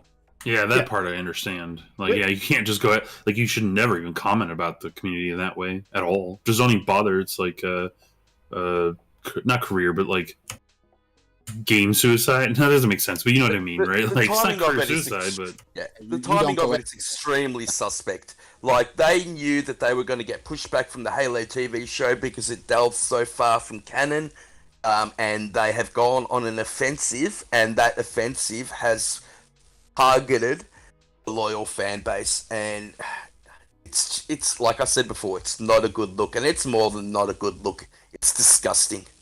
Yeah, as I've said, we're still looking after your game, Louis. Look, I understand your point, and there's a lot of that feeling in the wider community. That it's a live service game, and Alex as well. Yeah, it's a live service game. Give them time. Maybe they're taking a bit too much time, but they'll get there, and I don't doubt that. I don't doubt that they will get there, and they will definitely get there. But they haven't set up the pipeline. They weren't prepared. They weren't prepared to do this. So maybe the next game. So they had an extra year, risk it, and then now season 2 is going to be 6 months away, and they've said that we're not going to be getting Forge in pretty much 6 months from when season 1 dropped. They extended it another 3 months, and then they extended the fact that Forge is not going to be there at the start of season 2, if it comes to season 2 at all. Most likely season 3, and not at the start of season 3. And then we're only going to get 2 extra maps and maybe 3 modes, supposedly, for Season 2. So we have been patient with them. It's not like we haven't been patient with them. We've constantly said that, yes, we think the game's fun and the bones are there, but Forge not being there, Season 2, Co-op not being there, Season 2, only getting a couple of maps and a couple of modes that really should have been there from the start. And The where's fact attrition? that we've had, the Agreed. fact that we've had attrition and then it was taken away. The fact that Tenerai has gone for 6 weeks when most people have finished it. Most people have collected all the stuff from that. I haven't yet, but so I'm kind of happy about it. Yeah, and Can I I finished ask you the a battle question about pass it? about a month and a half in. What benefit am I getting from continually playing these games, especially when it's so difficult to find the game now? Like, the only games you can pretty much find are big team battle games. Yeah, Alex, you wanted to ask a question? I want to ask you a question about this, about something like with Halo. So, like, I only like Halo 1. I don't really care for any of the other Halos. I just don't, because I had my fill of, like, arena shooters with Quake 2 and Quake 3 Arena, and so, like, I did all that way before Halo even knew how to pick its nose, you know? Yeah. And, like, here's my problem. Ultimately, do we think that this style of game literally is just so fucking rote that it burns itself out even quicker than any other live service game could possibly do, right? Like, think about all the big live service games that are out there, how, as much as we like to joke about, like, Fortnite's not unique, like, Fortnite, You're absolutely It is right. different, Arena right? shooters Like- do burn out a lot quicker. You're absolutely right. The maps that you play, they burn out quicker. But that's why Warzone content. was so fresh with Halo 5, and there's nothing Agreed. like that in this one. So True, that yeah. was Yeah. fresh. That was a new idea, and I know that there's been They a lot should of have stuck talk with about Battle Royale. Yeah, about Battle Royale. I wouldn't mind a Battle Halo. Royale now. We'll see. As long as We had a people are playing the conversation. game. We had a conversation Hell, about this I'm behind coming the around scenes. to a battle royale, and I hate them. yeah. Now I'm coming around to it. But we had a conversation about this behind the scenes. Attrition is a very similar mode to Battle Royale in an arena setting. And they've pulled that mode from the game, and there's no reason for them to pull it. Every other mode's in. Other than, this is just a hot take. I don't know anything, obviously, but I think they might be working on something like a Warzone, like a maybe putting it in big team they battle. are. Well, they have to. Yeah, they forget have what to. the name of the company is it is. too We talked late? about it last week. Cyber something. No. They're making a new mode for Halo. They haven't suggested what it was, but they are well versed at making battle royale games. So I think it is coming. I just don't know when. Be very it's like, yeah. what, for me, it's like, I No. don't know, it just feels Can like I- it's can I too jump- late. Yeah, Well, look, what would you? I'll tell you. I'll tell you something though. What happened with me with Destiny, right? When Destiny first came out, I played it. I had fun with it, but after like a month or two, I was like, that's okay. But when the Taken King came out, which is a year later, Yeah. when that changed it, shit yeah. came out, that changed everything. I mean, I played, for example, if you look at my Xbox, the Xbox history thing. When you look at my Xbox history thing, it says that in Xbox One, the game I played the most was Destiny. Was Destiny 1, the 2. Taken King. Oh, The the Taken- expansion. Yeah. Yeah.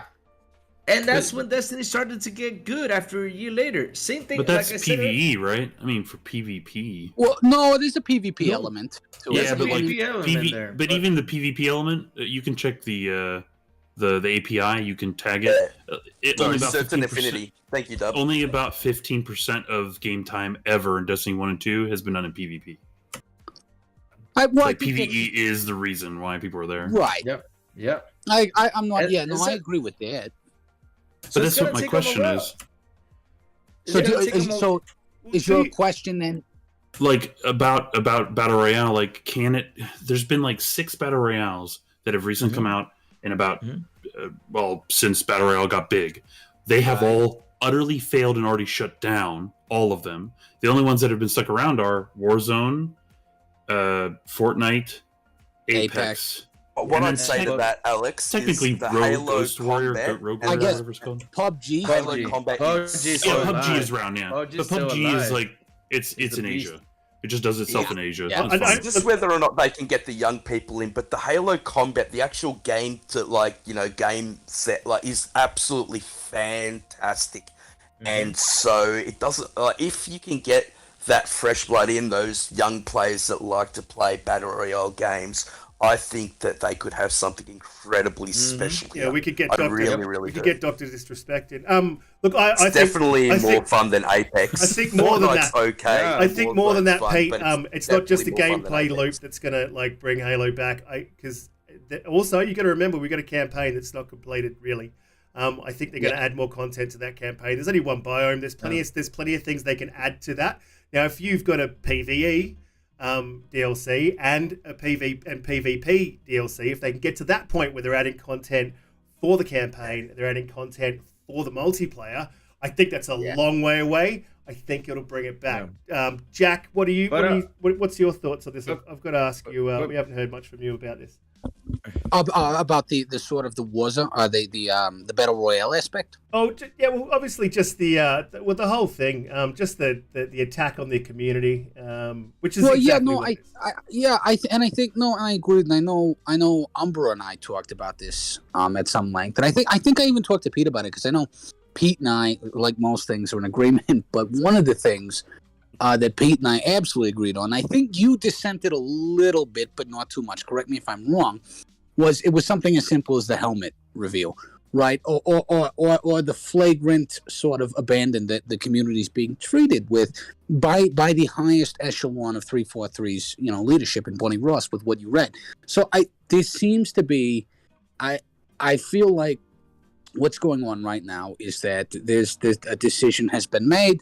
Now, whether that's because of the current, sort of socio-political zeitgeist, or whether that's economic in nature, what have you, I feel, that we are regarded as dinosaurs, and that we served our purpose in sort of getting Halo to where it was, and they want a new audience, they want something younger, the sort of prevailing, mentality of the community is completely different now. We're talking about another generation, because it went from yours to mine, and now mine's the dinosaur too, and it just is what it is.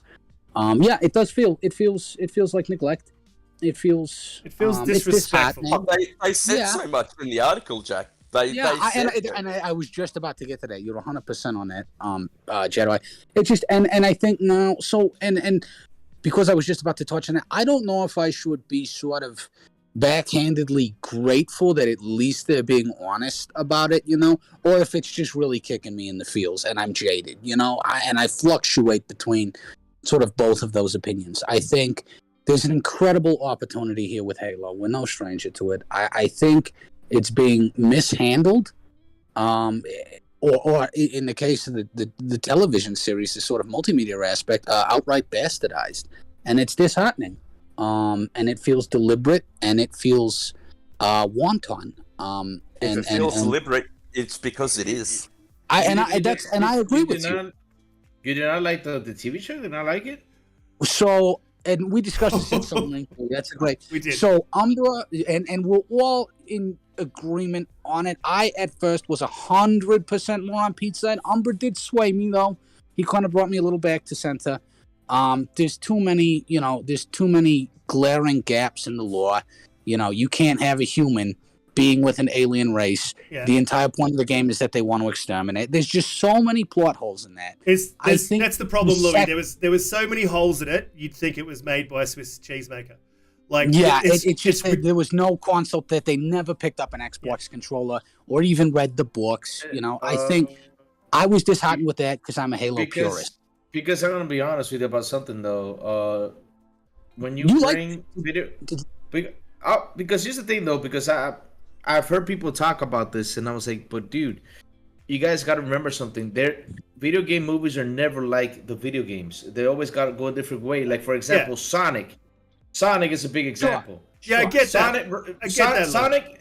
Robotnik used to steal his friends and put them into robots, and Sonic had to jump on them to liberate them, right? Yes. But Sonic right now in the movie, he goes to Earth, and that's where he meets Robotnik, right? And right. Robotnik, and went from being from a planet. Yeah, that's not what we're saying, Louis. We're saying the writing, like, so it doesn't have to be the same story as Halo. It doesn't have to stick as heavily to the lore. But when you have Covenant bust through a door, and one of the humans is shooting him with a minigun, and it does absolutely nothing. But then when the chief picks up the minigun, all of a sudden he wipes out 3 Covenant. I saw that. It's ridiculous. Come on, I think ridiculous. I saw that scene, but here's the thing, though. If you notice in that scene, when the elite come in, the guys start shooting a little bit with the minigun, and then they switch to another side because remember they were jumping on the roofs and everything, so the fire was not focused on them. Shields, and then all of a sudden regenerate. Shields regenerate. Yeah, exactly. So and then when they start spinning around in the car driving, the elite come and thrashes them and flips them over. Because that's what happened, though. I saw that scene. I heard that was something that commented in XBI last week. Yeah, but this week. They didn't kill a single Covenant. You're telling me that 150 humans with AKs and miniguns can't strip a single Covenant shield? Come on, that's bullshit. But it's not even that. I think Umbra was right, though. Because what did Umbra tell us last week in the green room? Right, Umbra said, "Hey, I get it. I feel your frustration. I feel it too. Give it a little bit of time." Right, like that's all three of us were kind of a little jaded about that. But Umbra told us to give it a little bit of time. And obviously, we were going to watch it, right? It is Halo. We talk about it all. We talk about Halo when we play Xbox, and it's not Halo, because we all do it together. I think the second episode is better. It definitely it did. Yeah, it provided a path forward, though. And I don't want to spoil it for the viewers, but there was what we would consider to be an anchor around the chief that they found a way to sort of sideline that to make the chief the focus. And Umbra was right when Umbra was it, and I even remember he was 100% on Halo across the board, because I remember when he was suggesting, well, maybe the artifact changed him, and I'm sitting there thinking, well, of course it didn't change him. I remember thinking, like, it's possible, but that's a stretch, brother. And then you get into the second episode, and they sort of delve into that psychological, cybernetic aspect of his neurology. Well, but I'm just telling you broadly what happened, and I think Umbra was right. I think he was. I think what Umbra was saying to us last week, I think, has been concretely borne out across the board. I'm not saying it's going to be a fantastic show, but I do think I do think they've provided a path forward for that to be narratively more in line with what we expect. Oh yeah, go ahead. My bad. I'm droning. No. You're right. I was going to say as well. I was just saying to be narratively okay. Like, I don't think it's going to be great. But here's the thing that we're saying, Louis, as well. Like, if you look at a movie like, Steven Spielberg's involved in this Halo series. But if you look at a movie like Star Trek, if you look at a movie like Star Trek, and they rebooted that Star Trek into a different skewed off universe. That's not the same universe as the original series, and they did it in such a way that you cannot punch a pinhole in that plot. That plot's like bang on. Like you can't punch a pinhole in it. Like Halo, Pete pulled out a lot of the plot holes, even a couple that I completely missed. Mm-hmm. One of them is he killed her mum, the second protagonist's mum. He killed her. If you got a chance to kill the dude who killed your mum, and you've hated the UNSC your entire life, you would pull the trigger, man. I would pull the trigger. I don't know. That and the fact that there's a you forget something though, guys. He has luck on his side. The Covenant, like, she's held in high regard in the hierarchy of the Covenant. And like, where did that come from? I mean, honestly. But look, in saying all of that, I know I had a big go at this show last week. I have let it go. I've let it go. I'm just trying to go into it with a fresh, clean start. I've just decided that it's no longer going to be canon, and I'm going to try and enjoy the show as much as I can. I think the CGI for episode 2 is much better. I think the story was much better. I really like that flight scene. It reminded me of when Boba Fett and Obi-Wan were flying through the asteroids in Star Wars. I really like that scene. No spoilers. So No spoilers. from the book of Boba Fett, the greatest part was when Mandalorian came out. That's it. The book of Boba Fett in the movie. Oh, in the movie Attack of the Clones, when Obi-Wan's chasing Boba and through the asteroids. Through the asteroids. Very similar looking scene, and the CGI in that scene was quite good. I enjoyed it. So, I got another. I was gonna. I'm gonna let it all go and just watch it. I was gonna say something like for example, this is a huge one, Mortal Kombat, right? Which one of all Mortal Kombats that came out looks like the original, like The pretty one much in the video game base? the What? one in The the original one in the 90s. yeah. The original one, yeah, that was pretty much close to it, but it wasn't exactly like it, but it was really close to it. But we didn't have the fatalities and stuff because look at this new one. The new one was cool until you got the guy with the golden armor. It's like, who the hell is this dude? You know, but Yeah. But Mortal Yeah, but Kombat was never a narrative-driven franchise in the way that something like Halo. You can get away with a lot more creative liberty with, sort of being to life Mortal Kombat, because essentially all Mortal Kombat has to do is have some weird hellscape backdrop, right? And then the characters. Halo's a lot more nuanced. I will probably see very similar things with The Last of Us when HBO drops that, from the PlayStation side. I think Umbra was right. I think me and Jedi and Risk It were a little hostile to begin with. I think he was right and we were a little off. I think we'll give it a chance. I think for me, I don't know if that I was hopeful for episode 2 where we would sort of get a better narrative arc to rectify these things, and I think we did.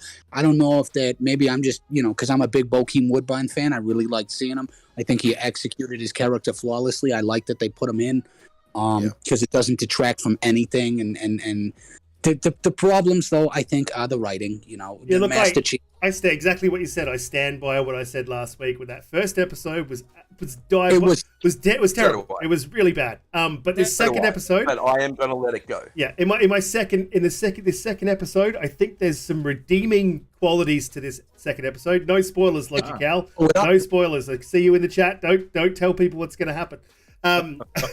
But look, I'm going to go to each of us because we haven't heard from Alex on this. Alex, have you been watching the Halo series or not? Hey. Yeah, I watched the first 2 episodes and I'm done. That was Alex. I can't even blame you. That was exactly what we were saying last week on the first episode. Yeah, it was a little bit. Fun said the same thing, by the way, on Twitter. Yeah, I've had to let it go because otherwise I would have been done as well. Give it a chance. I always give shows a chance. I don't give up on them that quick. I mean, look at Resident Evil. Resident Evil was good. Yeah, right. Yeah. Alex, you said it was bad. Yeah, the first episode was fine-ish, like it was like whatever, but it was the second I thought it was so horrible. But that's just me. But like I didn't even like I don't know. Somebody said earlier about like Mortal Kombat. I thought that new Mortal Kombat movie was so bad that like agreed. I hated it. Mortal Kombat with Kano. Like Lord. There's some bad video game movies, right? Like Blood Rain and Dungeon Siege and those movies, right? And like I'll be honest with you, that second episode was Blood Rain levels bad for me. Yeah, it was. But the first episode, the siege, of Halo. But can I ask you a quick question about that, because I find this interesting, because you told me the only one you really ever played and enjoyed was Halo 1, correct? I played them all. I play every game. You did? Even if I hate it, I finish them. Yeah. Okay, because I was confused, because I thought I would assume that somebody that only played Halo, which I know is not you, it just kind of confused me, because I thought if you weren't that deep into the narrative and the lore, I thought maybe you would have had a better experience with it. You know when Halo's gonna be good is when he lands in the actual Halo. That's when it's gonna start getting good. Yeah. I think what they should have gone after watching it now, because we all know the Chief's story so well, it shouldn't have been about Chief. It really shouldn't have been. Should have been about it. And another Spartan, the more in depth in the UNSC, maybe a orbital drop trooper. I don't know, but not about Chief, because we know the Chief's story so well. Obviously, they're going to have to step on canon elements if they're going to bring the Master Chief in. Was he too hot to handle? Do you think it was too ambitious? I think that they wanted it to be about Chief to bring us fans in, because it's going to be about story, and then they've gone and bastardized the canon so much, and they've stepped on their own toes, and the universe is so expansive. There are so many different places you could take it, and if they just pushed aside Chief and told a brand new story, I think it could have been great. And something like they did with the original Halo Nightfall, where you only see Chief for that 5 minutes, but that 5 minutes is Nightfall amazing. was great. But why they didn't focus on a squad that just randomly lands like on the other side of the Halo ring during Halo 1, right? Just something Yeah. like that. You know, Simple as that. You know, Alex, it's funny. Somebody pointed out before, they said, why didn't they just have any other character outside of Chief? And I think, honestly, I think that's the issue for many of us is like, we know what Chief is supposed to be like. So seeing him like this and so human is and without alien the to helmet on, it's alien to us. Exactly. It's Yeah. like, wait a minute, it's not the It's Chief not. I know. So it makes it automatically pulls us away from the show. But for me, But if you think, I've started to distance myself from that thought. I said, listen, this is a silver timeline. Let's look at it like that. And so Can I since ask you a I've question, done that, Umbra? it's yeah. Me too, Umbra. Exactly Yeah, what I'm feeling, mate. and I would Yeah. pose this to all of you after that second episode, where we know more control wants to be exerted over him, right? And we know there is a sort of residual psychological problem that they want to rectify. I envision them drastically changing the Chief's character. Oh, no And question. so, and if they did that, would that be a redeeming factor for all of you? Because the Chief, if you did the Chief, who obviously is iconic, you can't really have Halo without Chief, but you can't make Halo. So I understand the dichotomy there. It was never going to be done properly to everybody. Would that the be a issue is redeeming that- factor? I don't know if it'd be redeeming necessarily, but the issue is we know it's Hollywood, right? So the actors Right, want yeah. to show their faces, they want to show the emotion, and it's kind of hard to convey that even as an audience. We can agree there with the helmet on all the time, but so Chief never because had of those emotion. things, Yeah. exactly because of the lack of emotion that Chief is supposed to have and all these things, it makes it that much more difficult for us. I Yeah. think, watching it It's versus us strange. playing as the character because Yeah. we can put My ourselves question into is- that role. They But want watching a it is broader harder. audience. All this talk about a broader audience. If that's the case, then is this going to bring new people to the Halo franchise? Because that's what the intended goal is. The intended goal, going by these Washington Post articles, is not so much to satisfy the existing fan base, but it's to bring it and to show it to a brand new audience. And I want to know from anybody, do you think this will do that? I don't know if it will. We'll have to see the numbers. There's no way to say that with any degree of certainty at the moment. Whether it will bring more people or whether it will end up ultimately losing, more of the old guard like us. So it's an interesting question, Pete. I just think you have to. Oh, sorry, Umbra. I'll go straight back to you. I just think you have to respect the fans, whether you're making a TV show or you're making a game. Like, just have respect for if you don't use the law, just have a bit of respect for it. And I didn't feel like it was respected. There was a little bit of fan service in the first 20 minutes. That was cool. But Umbra, I'll go back to you. I don't think you finished your point. I agree with you on that, Risk. I mean, I think there is some fan service there. I think they're trying to appeal, to the fan base in some ways. I mean, even when we talk about the shoddy CGI, I think there's some things we can point to that look positively great, relatively, I guess. Yeah. High Charity looks good. Yeah. The Yes. Sangeli, the Sangeli, the elites, facially, they look right. The They prophets, pulled out and showed the city of Reach looked beautiful. that looks good. Exactly. It kind of gave me that Star Wars feel, the world building. But so the elites they look have like- some look- positives. They look I'm like sorry, they have Lou, let steroids me in just say them. this, Lou, and I'm gonna stop. But I just want to say, Anabolic aliens? yeah. But listen, I think the armor pieces, by the way, is why they made the elites look so much bulkier. Yeah. I think because they wanted to try to convey, inside of armor they look beefier. I think that's what it is. Because when he had his helmet off, he looked a little smaller under it. But I think there's some positives to it. I'm still weirded out by them having this human inside of High Charity. It's just weird to see. Yeah, I mean, I guess the plus is we saw some booty cheeks this episode, so there is that.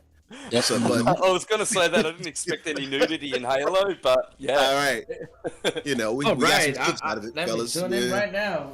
Right. Hey, we got some cheeks out of Louis it. just woke up. Yeah. Ass men out there unite. But other than that, I think, like I said, I'm just trying to pull myself back from it as a big Halo fan and try to look at it as being its own separate thing. I can't do that.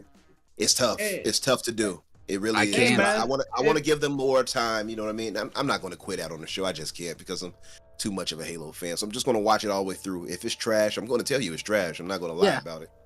But I agree. give it a chance.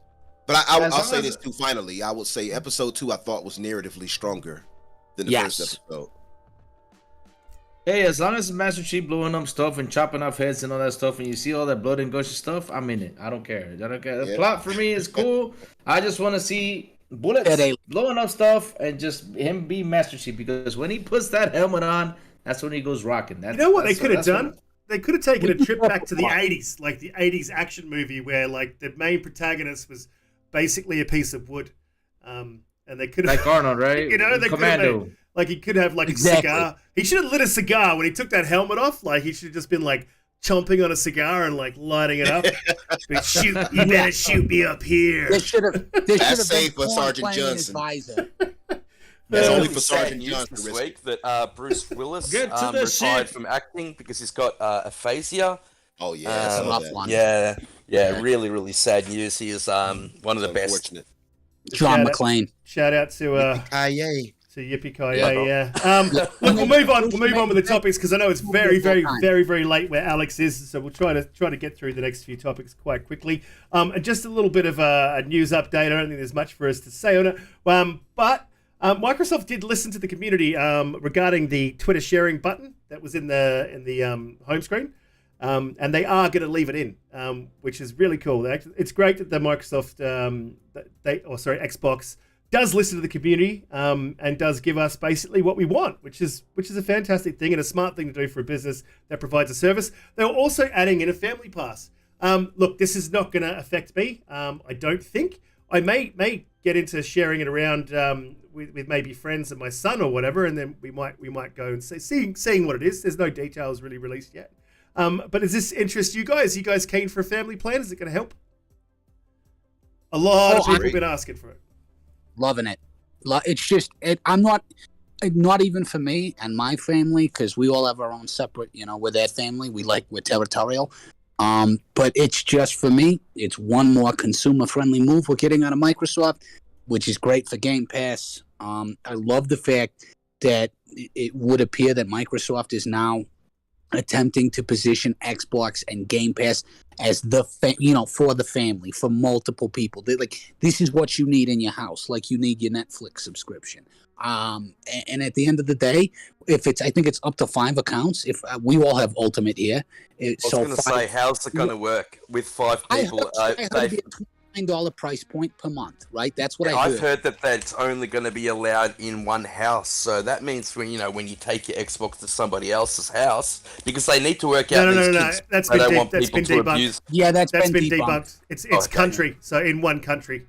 So Yeah. as long as you're not going Well, we internationally. couldn't share with each other. Well, I mean, I could share with Pete because he's in New Jersey, obviously, according to Gearbox. Yeah, But, well, it has the ability to be abused, just like Netflix subscriptions, doesn't it? And I know that they're really wary of that, because it is cheaper. The plan, it's 5 people for $29 a month. Right, and 5 people on Ultimate would be $75.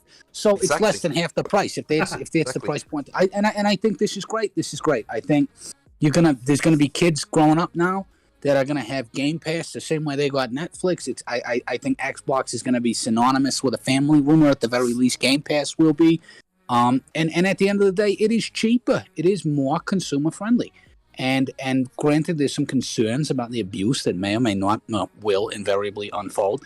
But I think at the end of the day, people have been asking for this. Microsoft listened, and they're going to save you money if you take it. And I think that's what we walk away with, and it's very positive. Yeah, absolutely. Anyone else got anything to add on the family path? Only thing I would add is that it's been a long time coming. I mean, plenty of people have talked up on it for a while now in the community, so it's good to know that Microsoft listens. Much like the whole Twitter reversal thing that they did with the sharing on the Xbox. Look, off topic. Yeah, they have been. Thinking about that. I Sorry, just mate. wanted to ask Alex, because you work for Leon, and that's a Microsoft-run studio. And look, I mean, obviously you can't say it's terrible. It's horrible. They treat us like shit. But like just a basic feeling as a comparison to other studios and how they run and how it feels. What are they like to work for? I've heard they're quite good, and I have heard from one person that they were terrible. So I've had a bit of a mixed review of. Specifically at Arcane or where? Yeah, well, I mean, if you've worked for Microsoft. No, I meant the person that you heard from. No, not okay. No. Okay, that's fine. Yeah. I don't know if you meant Microsoft in general. No, yeah. So at Arcane, yeah, it's been great, and I've only heard good things. The thing is, though, if I had no idea about any gaming news at all and had joined up, I would have had no idea that they were bought by Microsoft, because they are it still runs so independently. Like, Pete Hines is still the leader of the company, and like all the people, upper management people you talk to between Arcane and Bethesda, it's almost like Microsoft doesn't even exist. Yeah. So it's really strange. So do you think that's do you think it's a bad thing? I mean, obviously not a bad thing with Arcane, but I mean, there's a lot of talk in the community now about lots of these. I didn't want to touch on the Umbra brought it up. Undead Labs talk. That just State of Decay developer. Yeah, State of Decay. Just they're, sounded like they're so hands off that it was like actually a detriment. Yeah. Yeah, but it sounded like bullshit, that whole thing. That was like cockatoo fishing, because it's popular for studios to be having culture issues at the moment. That's what I read into it when I read the entire interview.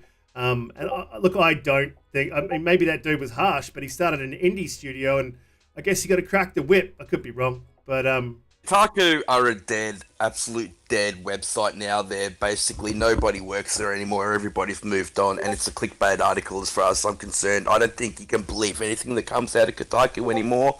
They're not a genuine journalistic site anymore, and I think it is just clickbait. And to prove it, the leader of Undead Labs listed the entire article and every question that they asked him, and he came out ahead of it. And I think he did that for a reason. I think he realised it was going to be a hit piece. And when you do read that whole article, he had dental plans and all this other stuff for employees. He seemed that he really, really genuinely cared about his employees, and he was he really didn't want to sell, but he said that he needed to pay his employees salaries somehow, and he turned down numerous offers of being acquired before Microsoft came to him. But the reason why he went with Microsoft was because they were allowed to be fully independent. And they came at the right like time. That. Yeah, he said. But so Sin, I mean, do you think that's a bit of an issue with Microsoft, that they're too hands off? So I had that conversation with somebody recently in like a space. I don't remember whose that was, but I do think that's a problem overall in Microsoft Studio. Like, as a consumer who has an Xbox, I mean, I have an Xbox Series X, but I don't really use it that much because I also have PC, right? I'm a hardcore PC gamer, so like I just benefit through that side, and that's fine. I think there's a major issue with the hands-off approach that's going on overall, because their main studios are consistently failing to deliver, but Bethesda, goddamn, they deliver pretty consistently. But that's because except for Bethesda software, like proper, right? Because where's Starfield, for goodness sakes? Just show the damn game. Like, that's their fault. But it's true that like Bethesda does a good job already of having delivered projects. Yes, there was a slew of like some really shitty things that happened like 2 years ago now, right? Or was that 3 now? Time doesn't mean anything because of COVID, but yeah, because of Fallout 76 and that Wolfenstein Youngblood. Yep. Youngblood, that's right. All these games are just like, oh no, what's happening to Bethesda? But that's fine. Things got better again, and Doom Eternal's great and all that stuff, and like, yeah, so whatever. But thank God they're so hands off on that, because there's already a good structure set into place at Bethesda. There's already a hierarchy. There's already big people in charge who are making sure that each individual studio is held accountable and doing their job. It almost is a detriment. Alex. I think some studios need the help. I don't think Bethesda's one of them, but I agree with you. I think that this last month has shown that there's certain studios that do need a little bit of oversight. But you could talk more about that. You've been no, but you're right. Like 343 is an excellent example where just like had they actually, I don't know who. I have no idea who, because like, and Microsoft is weird, right? But like, I don't know who could have actually been there to like clean up. There's a famous person in the video game industry from Rockstar. He went into Rockstar. What's his name? Not the Biz. What's his name? He's a really famous guy who like he doesn't make games. He's not a game maker. Like he's got nothing under his belt except for the games that Rockstar's made. But that's like because he goes in there and he literally says, "All right, shit's gonna get fucking done. Like things need to get done. This needs to change. This needs to go here." A little bit of a asshole about it apparently, but you need to kick ass sometimes, but you do exactly. Yeah, but they would call this guy in specifically just for that. They had this go-to guy, and I feel like, some of these fucking studios at Microsoft need that because it's just got like kick their ass or not kick their ass, but like get shit into gear and clean shit up and let's go. Because looks like they did that with Perfect Dark, and I think Gallagher actually has done that, and I know that they lost a lot of their staff, but I think that they needed a little bit of their budding gear. Nothing was getting done. Yeah, no, exactly. And I think that what you're saying, Alex, is pretty telling because the inside of the industry. And Jedi, you're 110% right. I agree with that. I think that I actually think that Matt Booty needs to be more hands-on. I don't think he's responsible, but I think he needs to be given the go-ahead to get in there and report back and say, look, this is an issue, this is an issue, this is an issue. Spend a bit of time with your studios and see what's going on and why they're not producing. And studios like 343 not producing. I found the name, by the way. Yeah, fire away. If you want to ever look it up and just like look up his history, it's Leslie Benzies, Benzies. He's actually got a big lawsuit against Rockstar because of how much work he did for them and they didn't pay him properly. But anyway, right, it's really impressive. But we've got a question from Dub there, and look, you're right. Who are the other studios that constantly seem to fail? Not arguing the counter genuine question. No, it's not really they're not failing. They're just not producing as quickly as I think as a gaming community would like. 343 is a prime example. I think Rare got really lucky with Sea of Thieves, but Everworld seems to be falling apart as well. I know they like to try new things, but I think that they need a little bit of help in that. Then look, I'm obviously not going to ask Alex because you don't work at that studio, but where's Redfall? You work for Arcade, right? That's Austin, right? And it's true that there's been no talk of it outside, nothing from I don't know. Maybe Microsoft does really need some sort of big state of play Nintendo Direct thing. I don't know. No, they've never made that type of game before, so maybe you can be a little bit, because they usually make single player games, and like you said, they're really good at development of I forget what you called it, but the level design, they're really good at that, and so they're moving away from that and moving into that co-op multiplayer aspect game. So maybe you can give them a little bit more time. I don't think I'm not saying it should be here. We're not saying it should be here, but you're just saying news. Yeah, when you tout a game for release in summer, and you're 2 months out, 3 months out from its touted release period, you should Compulsion games. What's going on with that? Compulsion games. What have they done? Compulsion games are starting from scratch, and they're building obviously a AAA game and growing their studio. Was the last that we heard, and look, that's going to take a while. We've heard from Jazz on it. Jazz gave some insight on it, talking about how it's this Victorian era kind of forgot the term, but it's like this real creative looking game. He wanted to post more, but he wants to keep it as a little tight knit until E3. So I think we will see them. Well, speaking of E3 is cancelled. Which we kind of knew, really right? Disappointing. How did you like that segue, folks? That was perfect. That was smooth. Which we kind of knew. We knew this was going to happen. 16 episodes, and this is the first smooth segue he's had. So, did you see that they announced immediately after? They're like, "Oh, but don't worry, next year, full all-out physical everything." And I'm like, "Oh, okay, yeah." Oh, which is cool because I want to go. I've never been to one. Obviously, we live in Australia. I've never had the opportunity to go, and I think that next year, if they're running, I will definitely be going. It's a bit sad, but I think all these companies are just going to come out with their own stuff, like you said, Alex. They're going to have they'll probably just have a state of play. I don't know what Xbox showcase. So I don't think it's a massive deal, because if they weren't going physical and they weren't going to have a shop floor showing, then it's kind of a mute thing, isn't it? Really, I mean, it's kind of funny though, Riz, because you have a lot of PlayStation fanboys online thinking that if E3 isn't there, then Xbox can't show anything. yeah, I'm saying that. Yeah, for some strange reason, like Xbox wasn't holding E3 down by themselves, but they can absolutely host their own show or simply go to Summer Game Fest if they wanted to. Phil's a part of the ESA anyway. Like, Phil will just basically get out there with the ESA and get to like certain other publishers and say, hey, well, specifically Activision, right, and Blizzard, since they're looking to merge, they're just gonna be like, all right, here's the big showcase, and here's Call of Duty, next year's Call of Duty, and here's Diablo 4, and like, it would be a pretty damn big show if they did it, you know? Like, yeah, and a lot to pull together, so people are asking, but like when it comes to the Microsoft Showcase, Xbox Showcase, I think, and this is a prediction, end of June. I mean, normally E3 start of June. I think they obviously probably got the word that this wasn't going ahead, and they got to pull shit together. It takes at least 6 months, we know, to pull shit together. So maybe end of June. I reckon we'll see something, but that's obviously just a prediction.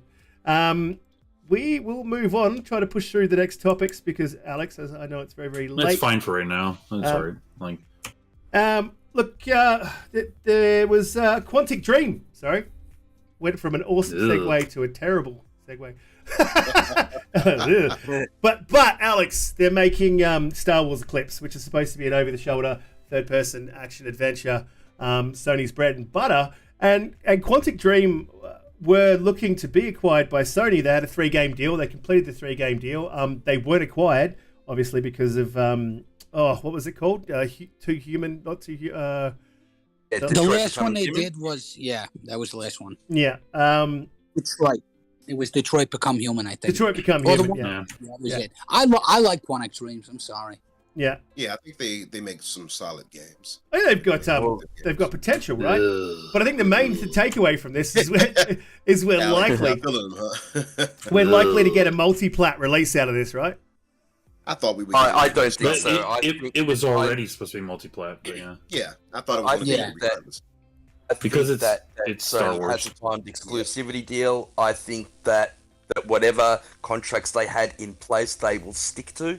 So regardless, it will be multiplat. If it was going to be multiplat, if there was a timed exclusivity deal, I think that will remain in place, and I think that'll be one of the things that will be written in the acquisition. But that's just my point of view. I really hope that Star Wars Eclipse comes to Xbox.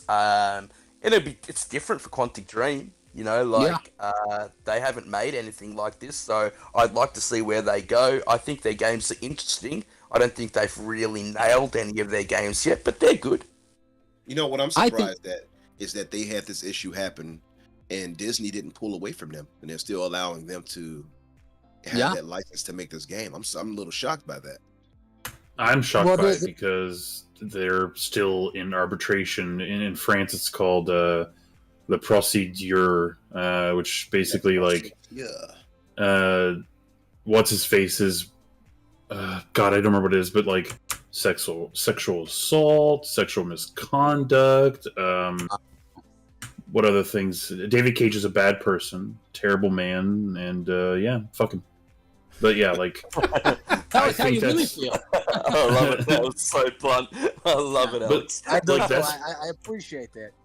That's probably why they might not have been acquired too, because like all of a sudden, like everything came down on them, and even the French courts are like, what the hell are you doing? So they put them in like silence mode, and Sony's like, all right, bye-bye. Like that was that. Yeah, I don't think Sony will have a timed exclusivity deal partly because of that, and partly because I don't think Quantic Dream was too happy about not being acquired. I think that was the ambition. So I think it'll definitely be multi-plat. Do you have any like actual dealings with him, Alex, or you've just heard? No. Just there are people who worked at Ubisoft who had come from Quantic Dream, because there's those poor Ubisoft devs at fucking Ubisoft Paris. They're stuck making that NFT bullshit for Tom Clancy's whatever dumb name game. They've removed the Tom Clancy now. It's just called X Defiant. No, it's not the X Defiant people. It was Ghost Recon, Wildlands. Wildlands. Yep. Okay. Wildlands. That's the Paris team, and And they're then- stuck with that. But some of those people, so they did Breakpoint, the sequel? yeah, Okay, gotcha. and they are stuck working on the FT project. And some of those people came from Quantic Dream, because Quantic, in general, Paris, the turnover is pretty high because there's a lot of studios in Paris, and so like, you know, they flip flop between studios all the time like crazy. And some of them came from there, and they've told stories, so I think it's real. Yeah. Well, moving on to next topic. This is one that came from Louis as well, but quite interesting, considering the fanboys like to talk about how they the PlayStation fanboys like to buy their physical copies and support the devs and all that stuff. Sony's axed 90 jobs, and they've cited global transformation, and they're cutting a lot of retail marketing jobs on top of that. Sony's not replying to any of their requests for comment, but basically what it looks like is they're cutting a lot of support for the physical market, the physical sales market, the retail sector for gaming. It's just, honestly, I don't think Sony fanboys have just had a really hard year, and I kind of feel for them a little bit, because there's nothing that they've been right about, and everything hasn't gone their way. So I do feel for you guys, but then you stand up there and start waving a W flag like you've won something, and Well, they got I don't think they're fully with that. They got timed exclusivity on what ended up becoming one of my favorite games of all time. In fact, I think Alex personally worked on it. I have shilled for Deathloop so much. Did you worked on Deathloop? No, because I joined Arcane Ubisoft. in January. Yeah. I was at Ubisoft okay. before. Yeah. Yeah, I think they've done kind of okay. Their money heading sort of, I mean, because as much as we hate to admit it, it is a little dry for first party titles. Right? Oh yeah. We're not hating to admit it. We're talking about it a lot. yeah, that's okay. Yeah, I retract it. Well, but I think that there's been some, cause ultimately, you know, Spartacus, a Premium, a fucking Optimus, whatever they want to call it, you know, is a step in the right direction. You know, it's not nearly parity with Game Very Pass. small step, like a baby step. You know, like I a think- toe, like a big Yeah, toe. I mean, I think if you look at their pocketbooks, yes, they have been shafted, but they currently enjoy that, I guess. So, that's negligible. I think it's just been a little. I don't think they've had as many setbacks as people might assume. At least vis-a-vis the rest of the industry. Obviously, you know, with the residual effects of the pandemic and sort of the potential outbreak of the Third World War in Eastern Europe. You know, it's. I think it's kind of to be expected. I don't think that. We're not going to get what's that game called that the Ukrainian guys are making? Stalker. Stalker We're not two. gonna get Stalker. They've moved production actually. No, Stalker 2. Well, it's been renamed from Stalker to, I think, Heart of Chernobyl or something. No, that's a totally separate game.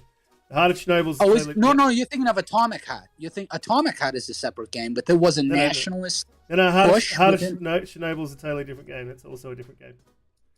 Well, because right now it's Stalker 2, Heart of Chernobyl. Oh, right. Yeah. You're Yeah. right. I am thinking of that game. It's okay. I'm always right. Tattoo You're that. always wrong. I'll But it's tattoo cool. that L on my forehead. That's Yeah, okay. you're thinking of Atomic Heart, which is No, Atomic I think Heart- he's talking about that very niche. small, Yeah. where a girl drew it, and she goes actually into Chernobyl, and she tells you like a story. I forget the name of it, but it's No, very. I know the one you're talking about. But the thing about, well, we'll just call it Stalker 2 for simplicity's sake. But the thing about Stalker 2 is actually they have moved and are currently in the process of moving development on that game. They do have some, I don't know if it's not like another studio or another team, but they have relocated, I believe, to the Czech Republic. So they're getting out of the, obviously, they're still logistically going to be set back, 5-6 months minimum. And that's if they could recover, I'm sure Alex would know better than I, what that process might entail, trying to recover development in the midst of literal gunfire. But the game has not been axed, and they did come out and they did say it will appear. I think it just won't appear, obviously. How did we end up at Stalker from from Sony's Someone- cutting back on their physical sales. That was Somebody like brought it up. that was like one of the most amazing segues. No one even Here's noticed. the thing, guys. Here's the thing, guys. That these fanboys don't understand, and I always said this. Economics. Yes, it's all money.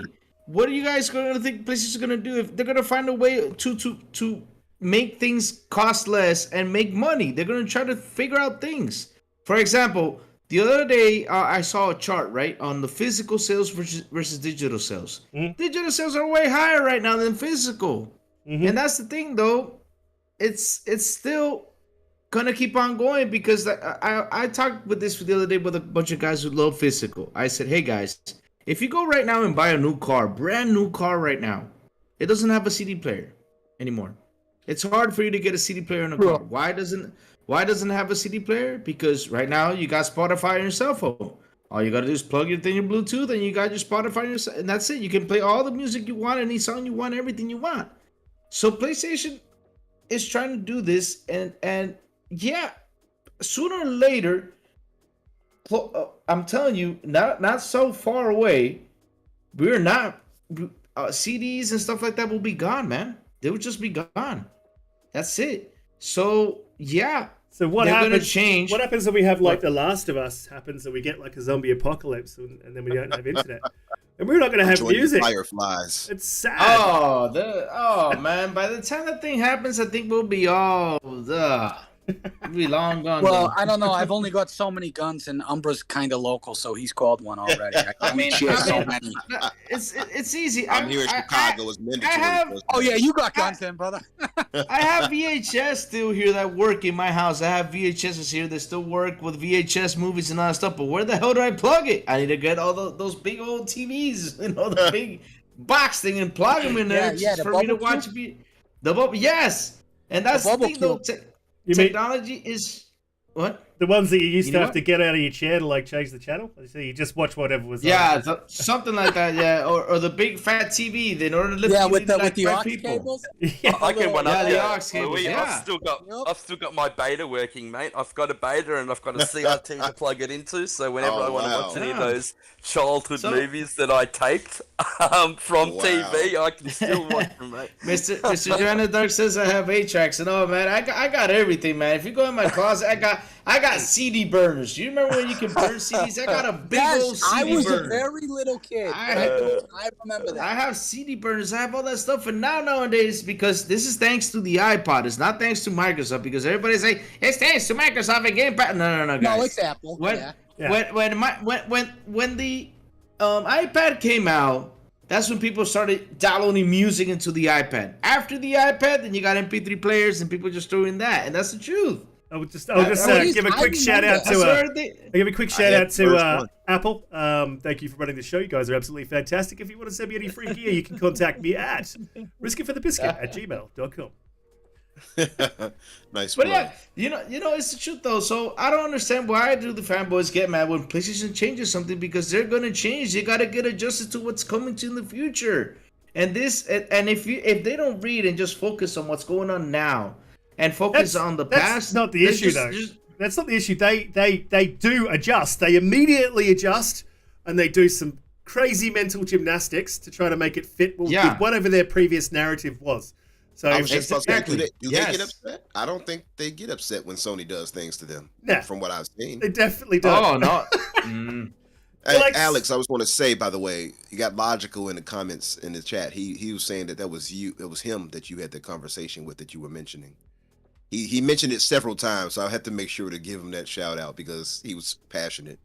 Yeah, I saw that. It was me. It was I. We're going to move on. We are going to move on to our final segment, which we love doing. This one's a bit of a banger, actually, because I can't believe no one knew this was happening. But the Future Games show was on, and no one knew about it. No one was talking about it. Didn't seem like anyone cared. So I watched it live. Yeah. So when it comes to it was brilliant. There's some really good looking on games on there. There's like a full 1.5 hour showcase, but you can like head over to YouTube and obviously pick out the games that you want to check out. There's a few pretty interesting. Silt kind of reminds me of like Subnautica. Slightly reminds me of Subnautica, but like a side-scrolling thing of Subnautica. Did you check that out, Alex? For Subnautica, I didn't even notice that part. You didn't notice the stilt? Okay. Yeah, no, Subnautica wasn't in there. It was just the Lindy game. Yeah, that was pretty cool.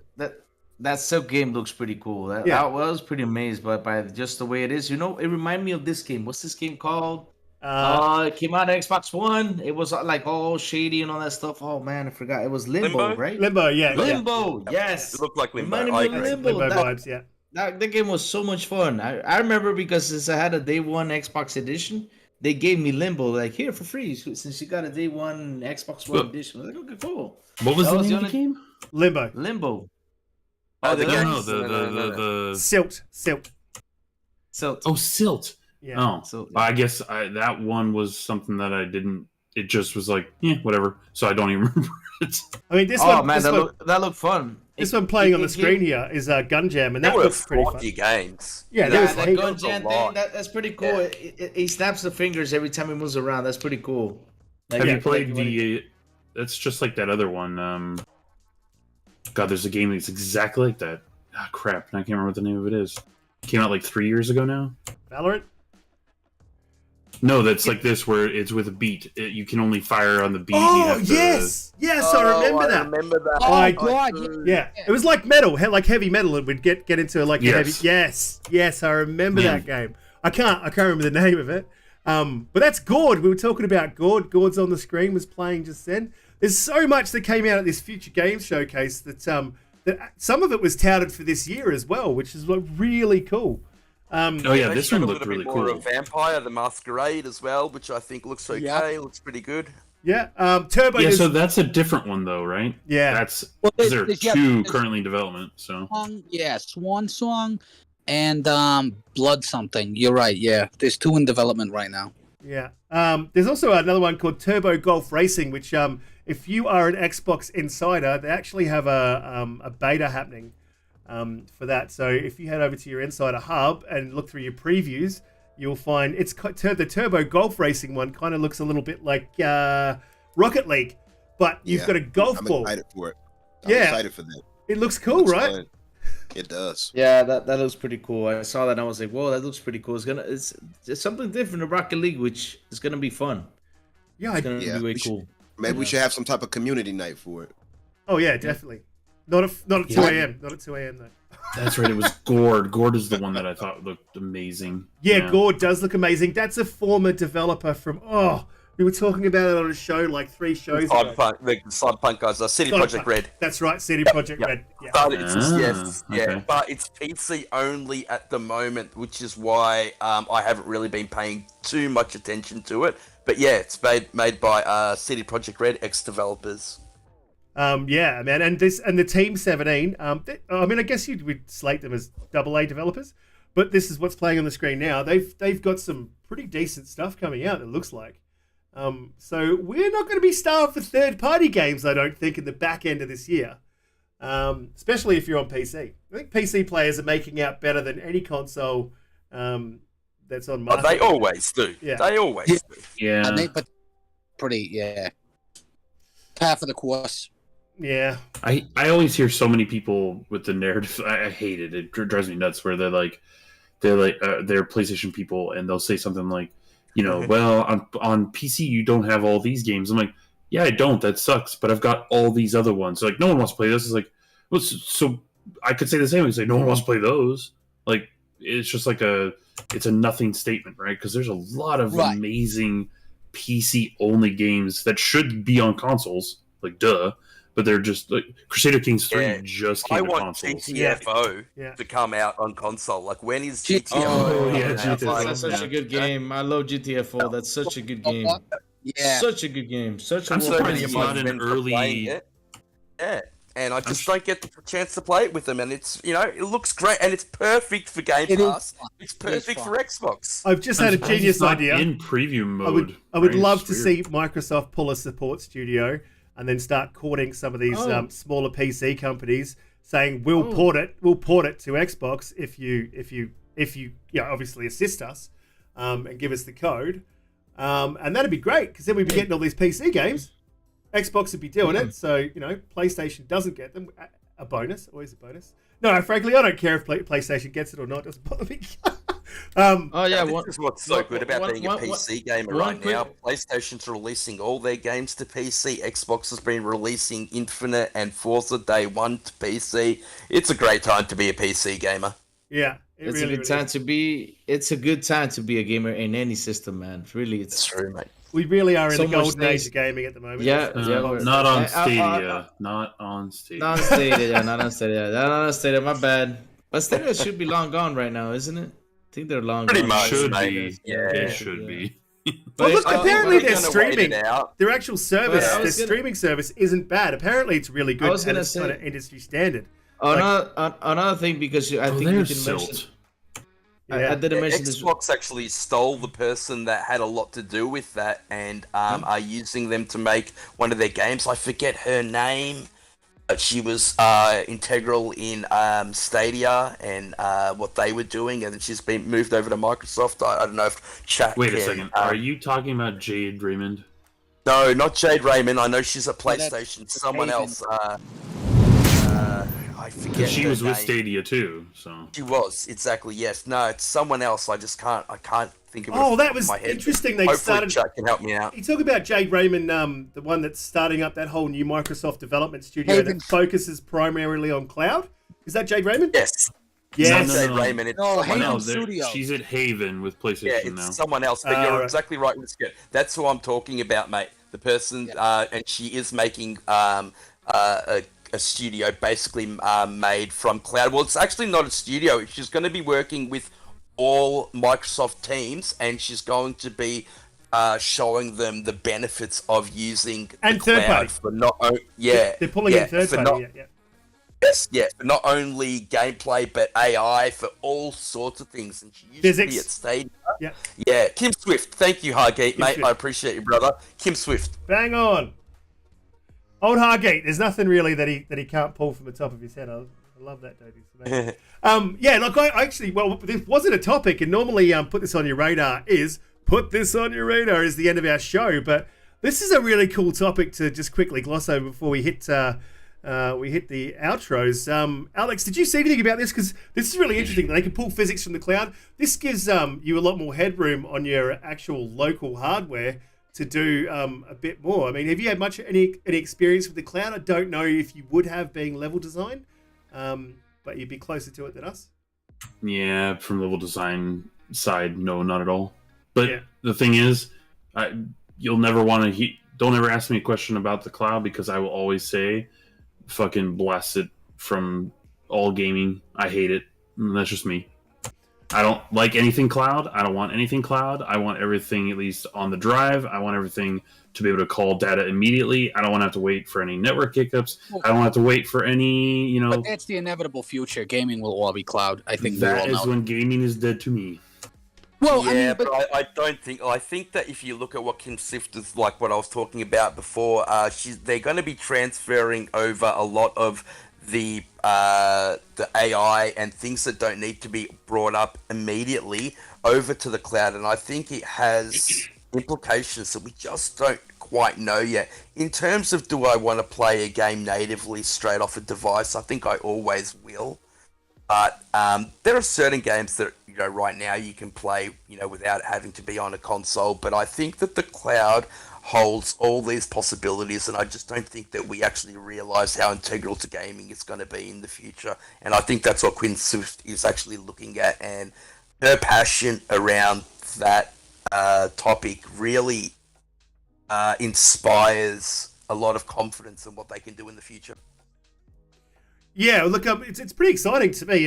It's kind of on a par with mesh shaders and some of those tools that DirectX 12 has, not available yet. That makes me. I just want to see these GPUs get more headroom, these CPUs get more headroom, so that more can be done. And what she was talking about with the cloud, and she did say that it was still that she did say we don't really know how far we can take this yet. We're still experimenting, but we want developers to come in to experiment with. If they have ideas, we want to try them out. But if you can give a CPU or a GPU a lot of headroom and there's no latency issues, and you can squeeze more physics into that game.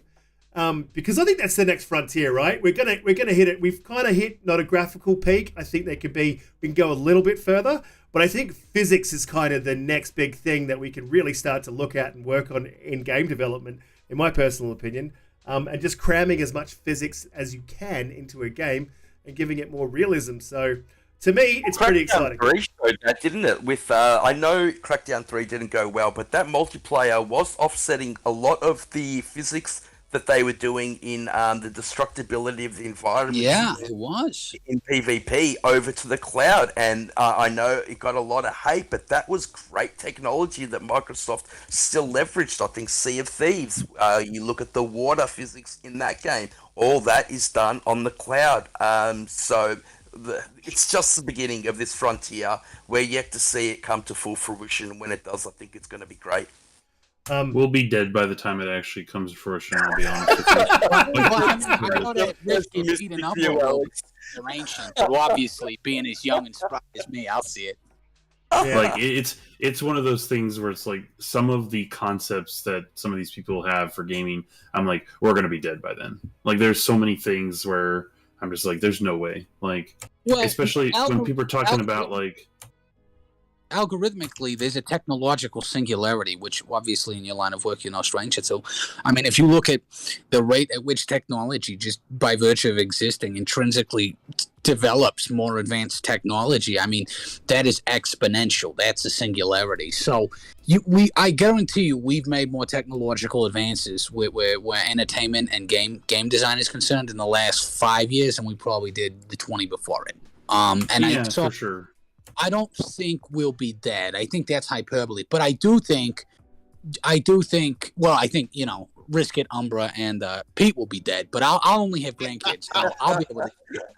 The thing is, like, it's funny because there are like advanced studies on where we have gone for technology and like how things have slowed down immensely.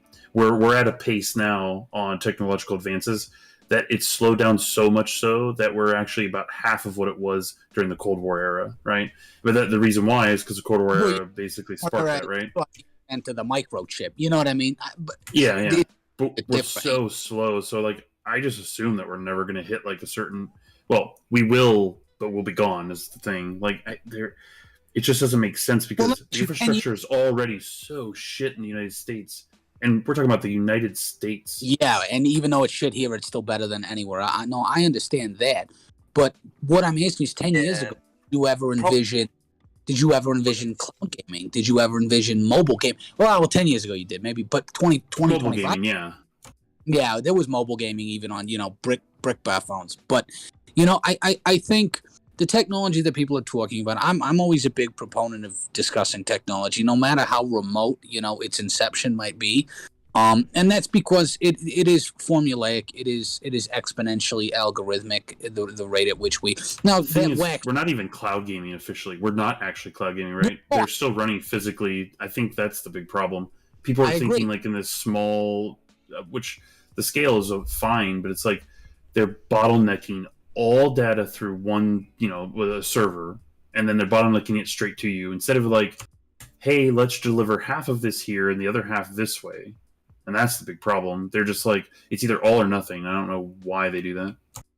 Mm-hmm. Well, that's what they're talking about, though. They're talking about delivering parts of games into, natively. They're already doing that. Like I said, like with the water in Sea of Thieves and the destruction environment. Yeah, so, I mean, I don't it's know not all if going to happen at once. I need proof of that because I don't know if that's actually true. I think that was all.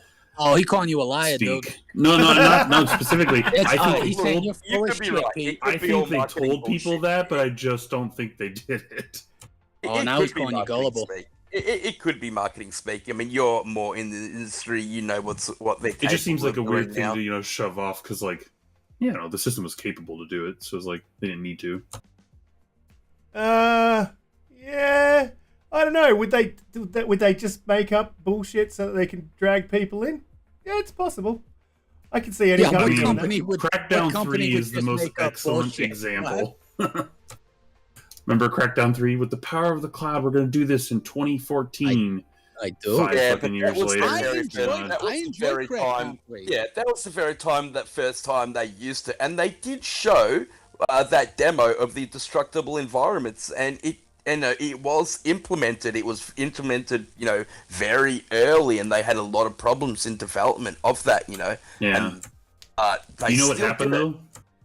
Because it got delayed so much, because it never really did its proof of concept officially and actually showed it off, it probably put so many people that actually signed the checks off for so long, it Yeah. set them back by another 20 years.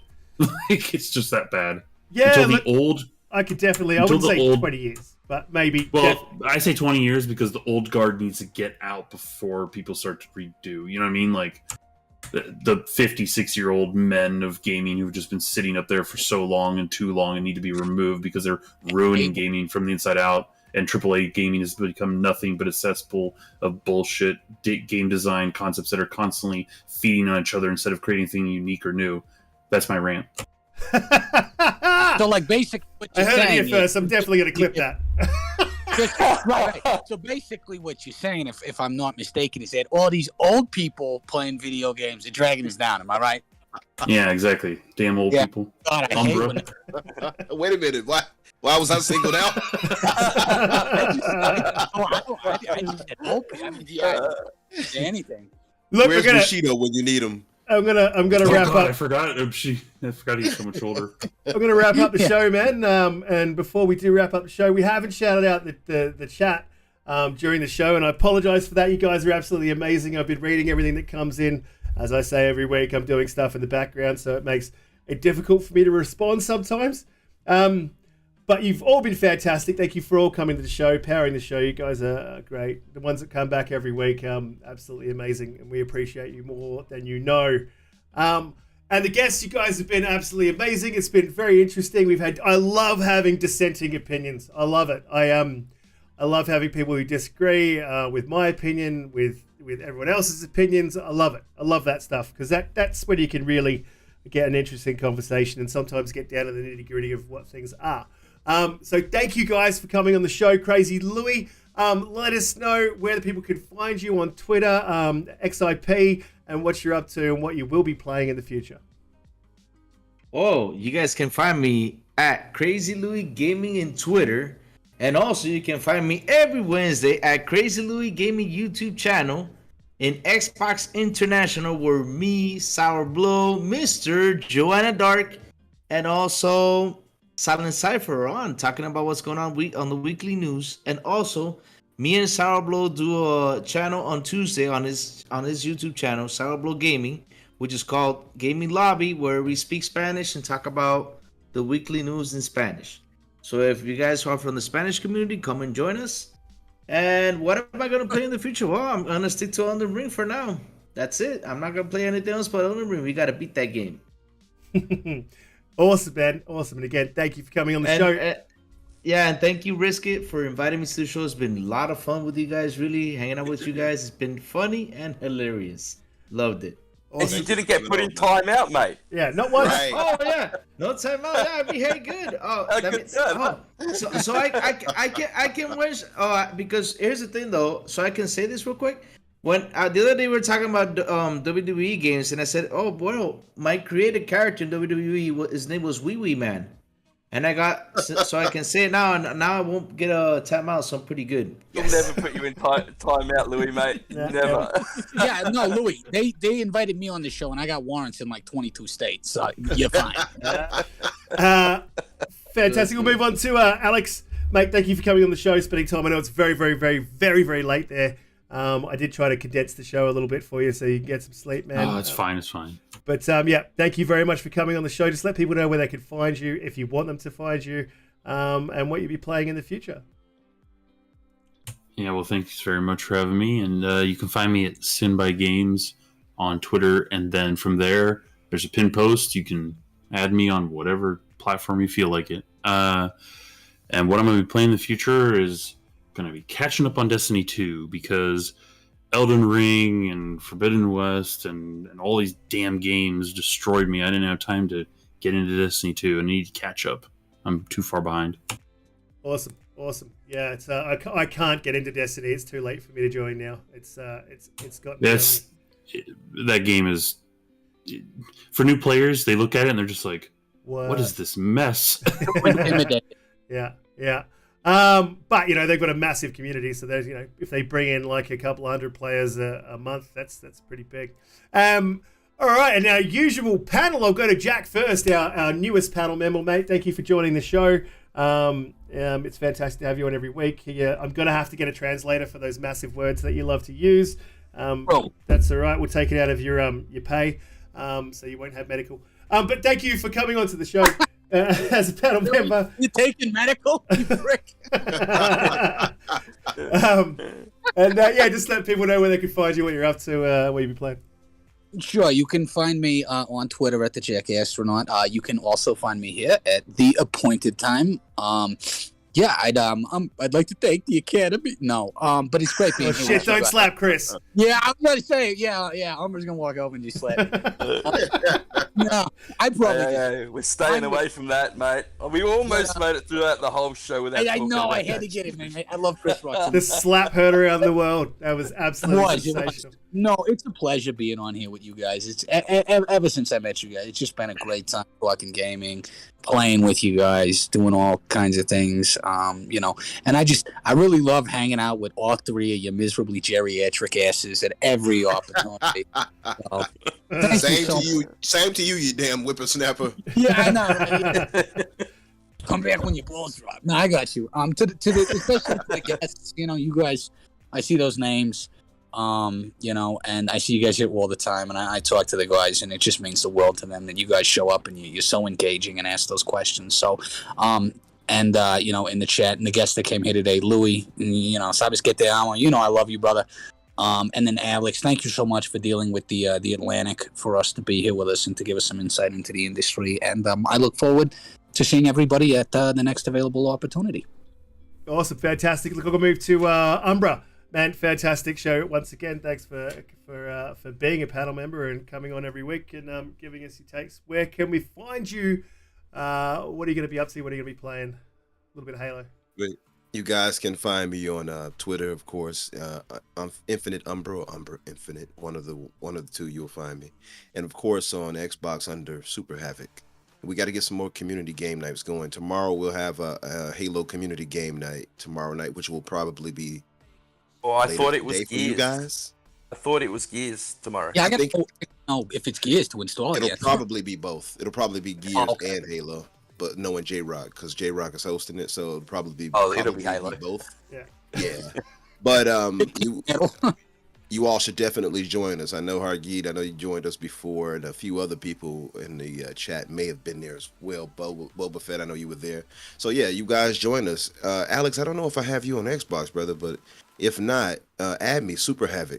So you can probably join in with us on something. We got the Forza game night. That was today. I missed it. I was asleep, but yeah. Also, and just kicking it with the band tomorrow, getting my singing on, and that's really it. But of course, appreciated you guys for coming through, Crazy Louie and Alex for showing up for us, and of course, welcoming you, Jack, is officially as a member with us on this podcast and this journey, brother. Fantastic. Much appreciated. Yeah. He doesn't have medical though, but you guys should be fine. I don't think translators are that. Yes, you're lower on the totem pole. No medical for you. Jedi Knight, man, every week coming in, helping me out with the topics, and you've been absolutely fantastic this whole journey, mate. Just tell us where we can find you, what you're up to, and yeah. We'll so if anyone wants to come through tonight, we're going to be playing the Division 2 on the community game night organised by Boda. Yeah, it's great game. Looking forward to it. If it gets too big, we'll move over to Halo, of course. So please come in. I've been playing Elden Ring. I played a little bit of Tiny Tina, and Elden Ring's got its hooks in me, man. I really need to finish that game. I just wanted to welcome Jack to the team. Say congratulations. It's been a long time coming, and I know we've had you on heaps, Jack, but now you're officially a panel member, and I'm really happy to do this with you. We're still getting the matching tattoos, right? All of us. Of course, brother. Of course. Alex, it was so cool to have a developer on the show. I mean, thank you so much, mate. I know it's really late for you there, so I won't keep you any longer. Crazy Louie, I love Xbox International. If anyone hasn't seen Xbox International's podcast, it's fantastic. Mr. Joanna Dark, Silent Cypher, Crazy Louie, Sourblue Gaming, they are always here supporting us. So go support them, Xbox International, and to Umbra and Risk It. As always, the show's nothing without you guys, mate. Thank you so much. Awesome. Same to you, brother. All right, I'm going to pull the pin. Thanks again, chat, for coming. Thanks again, guests. Thanks again, panel. And we will see you next week at 8 p.m. Eastern Standard Time.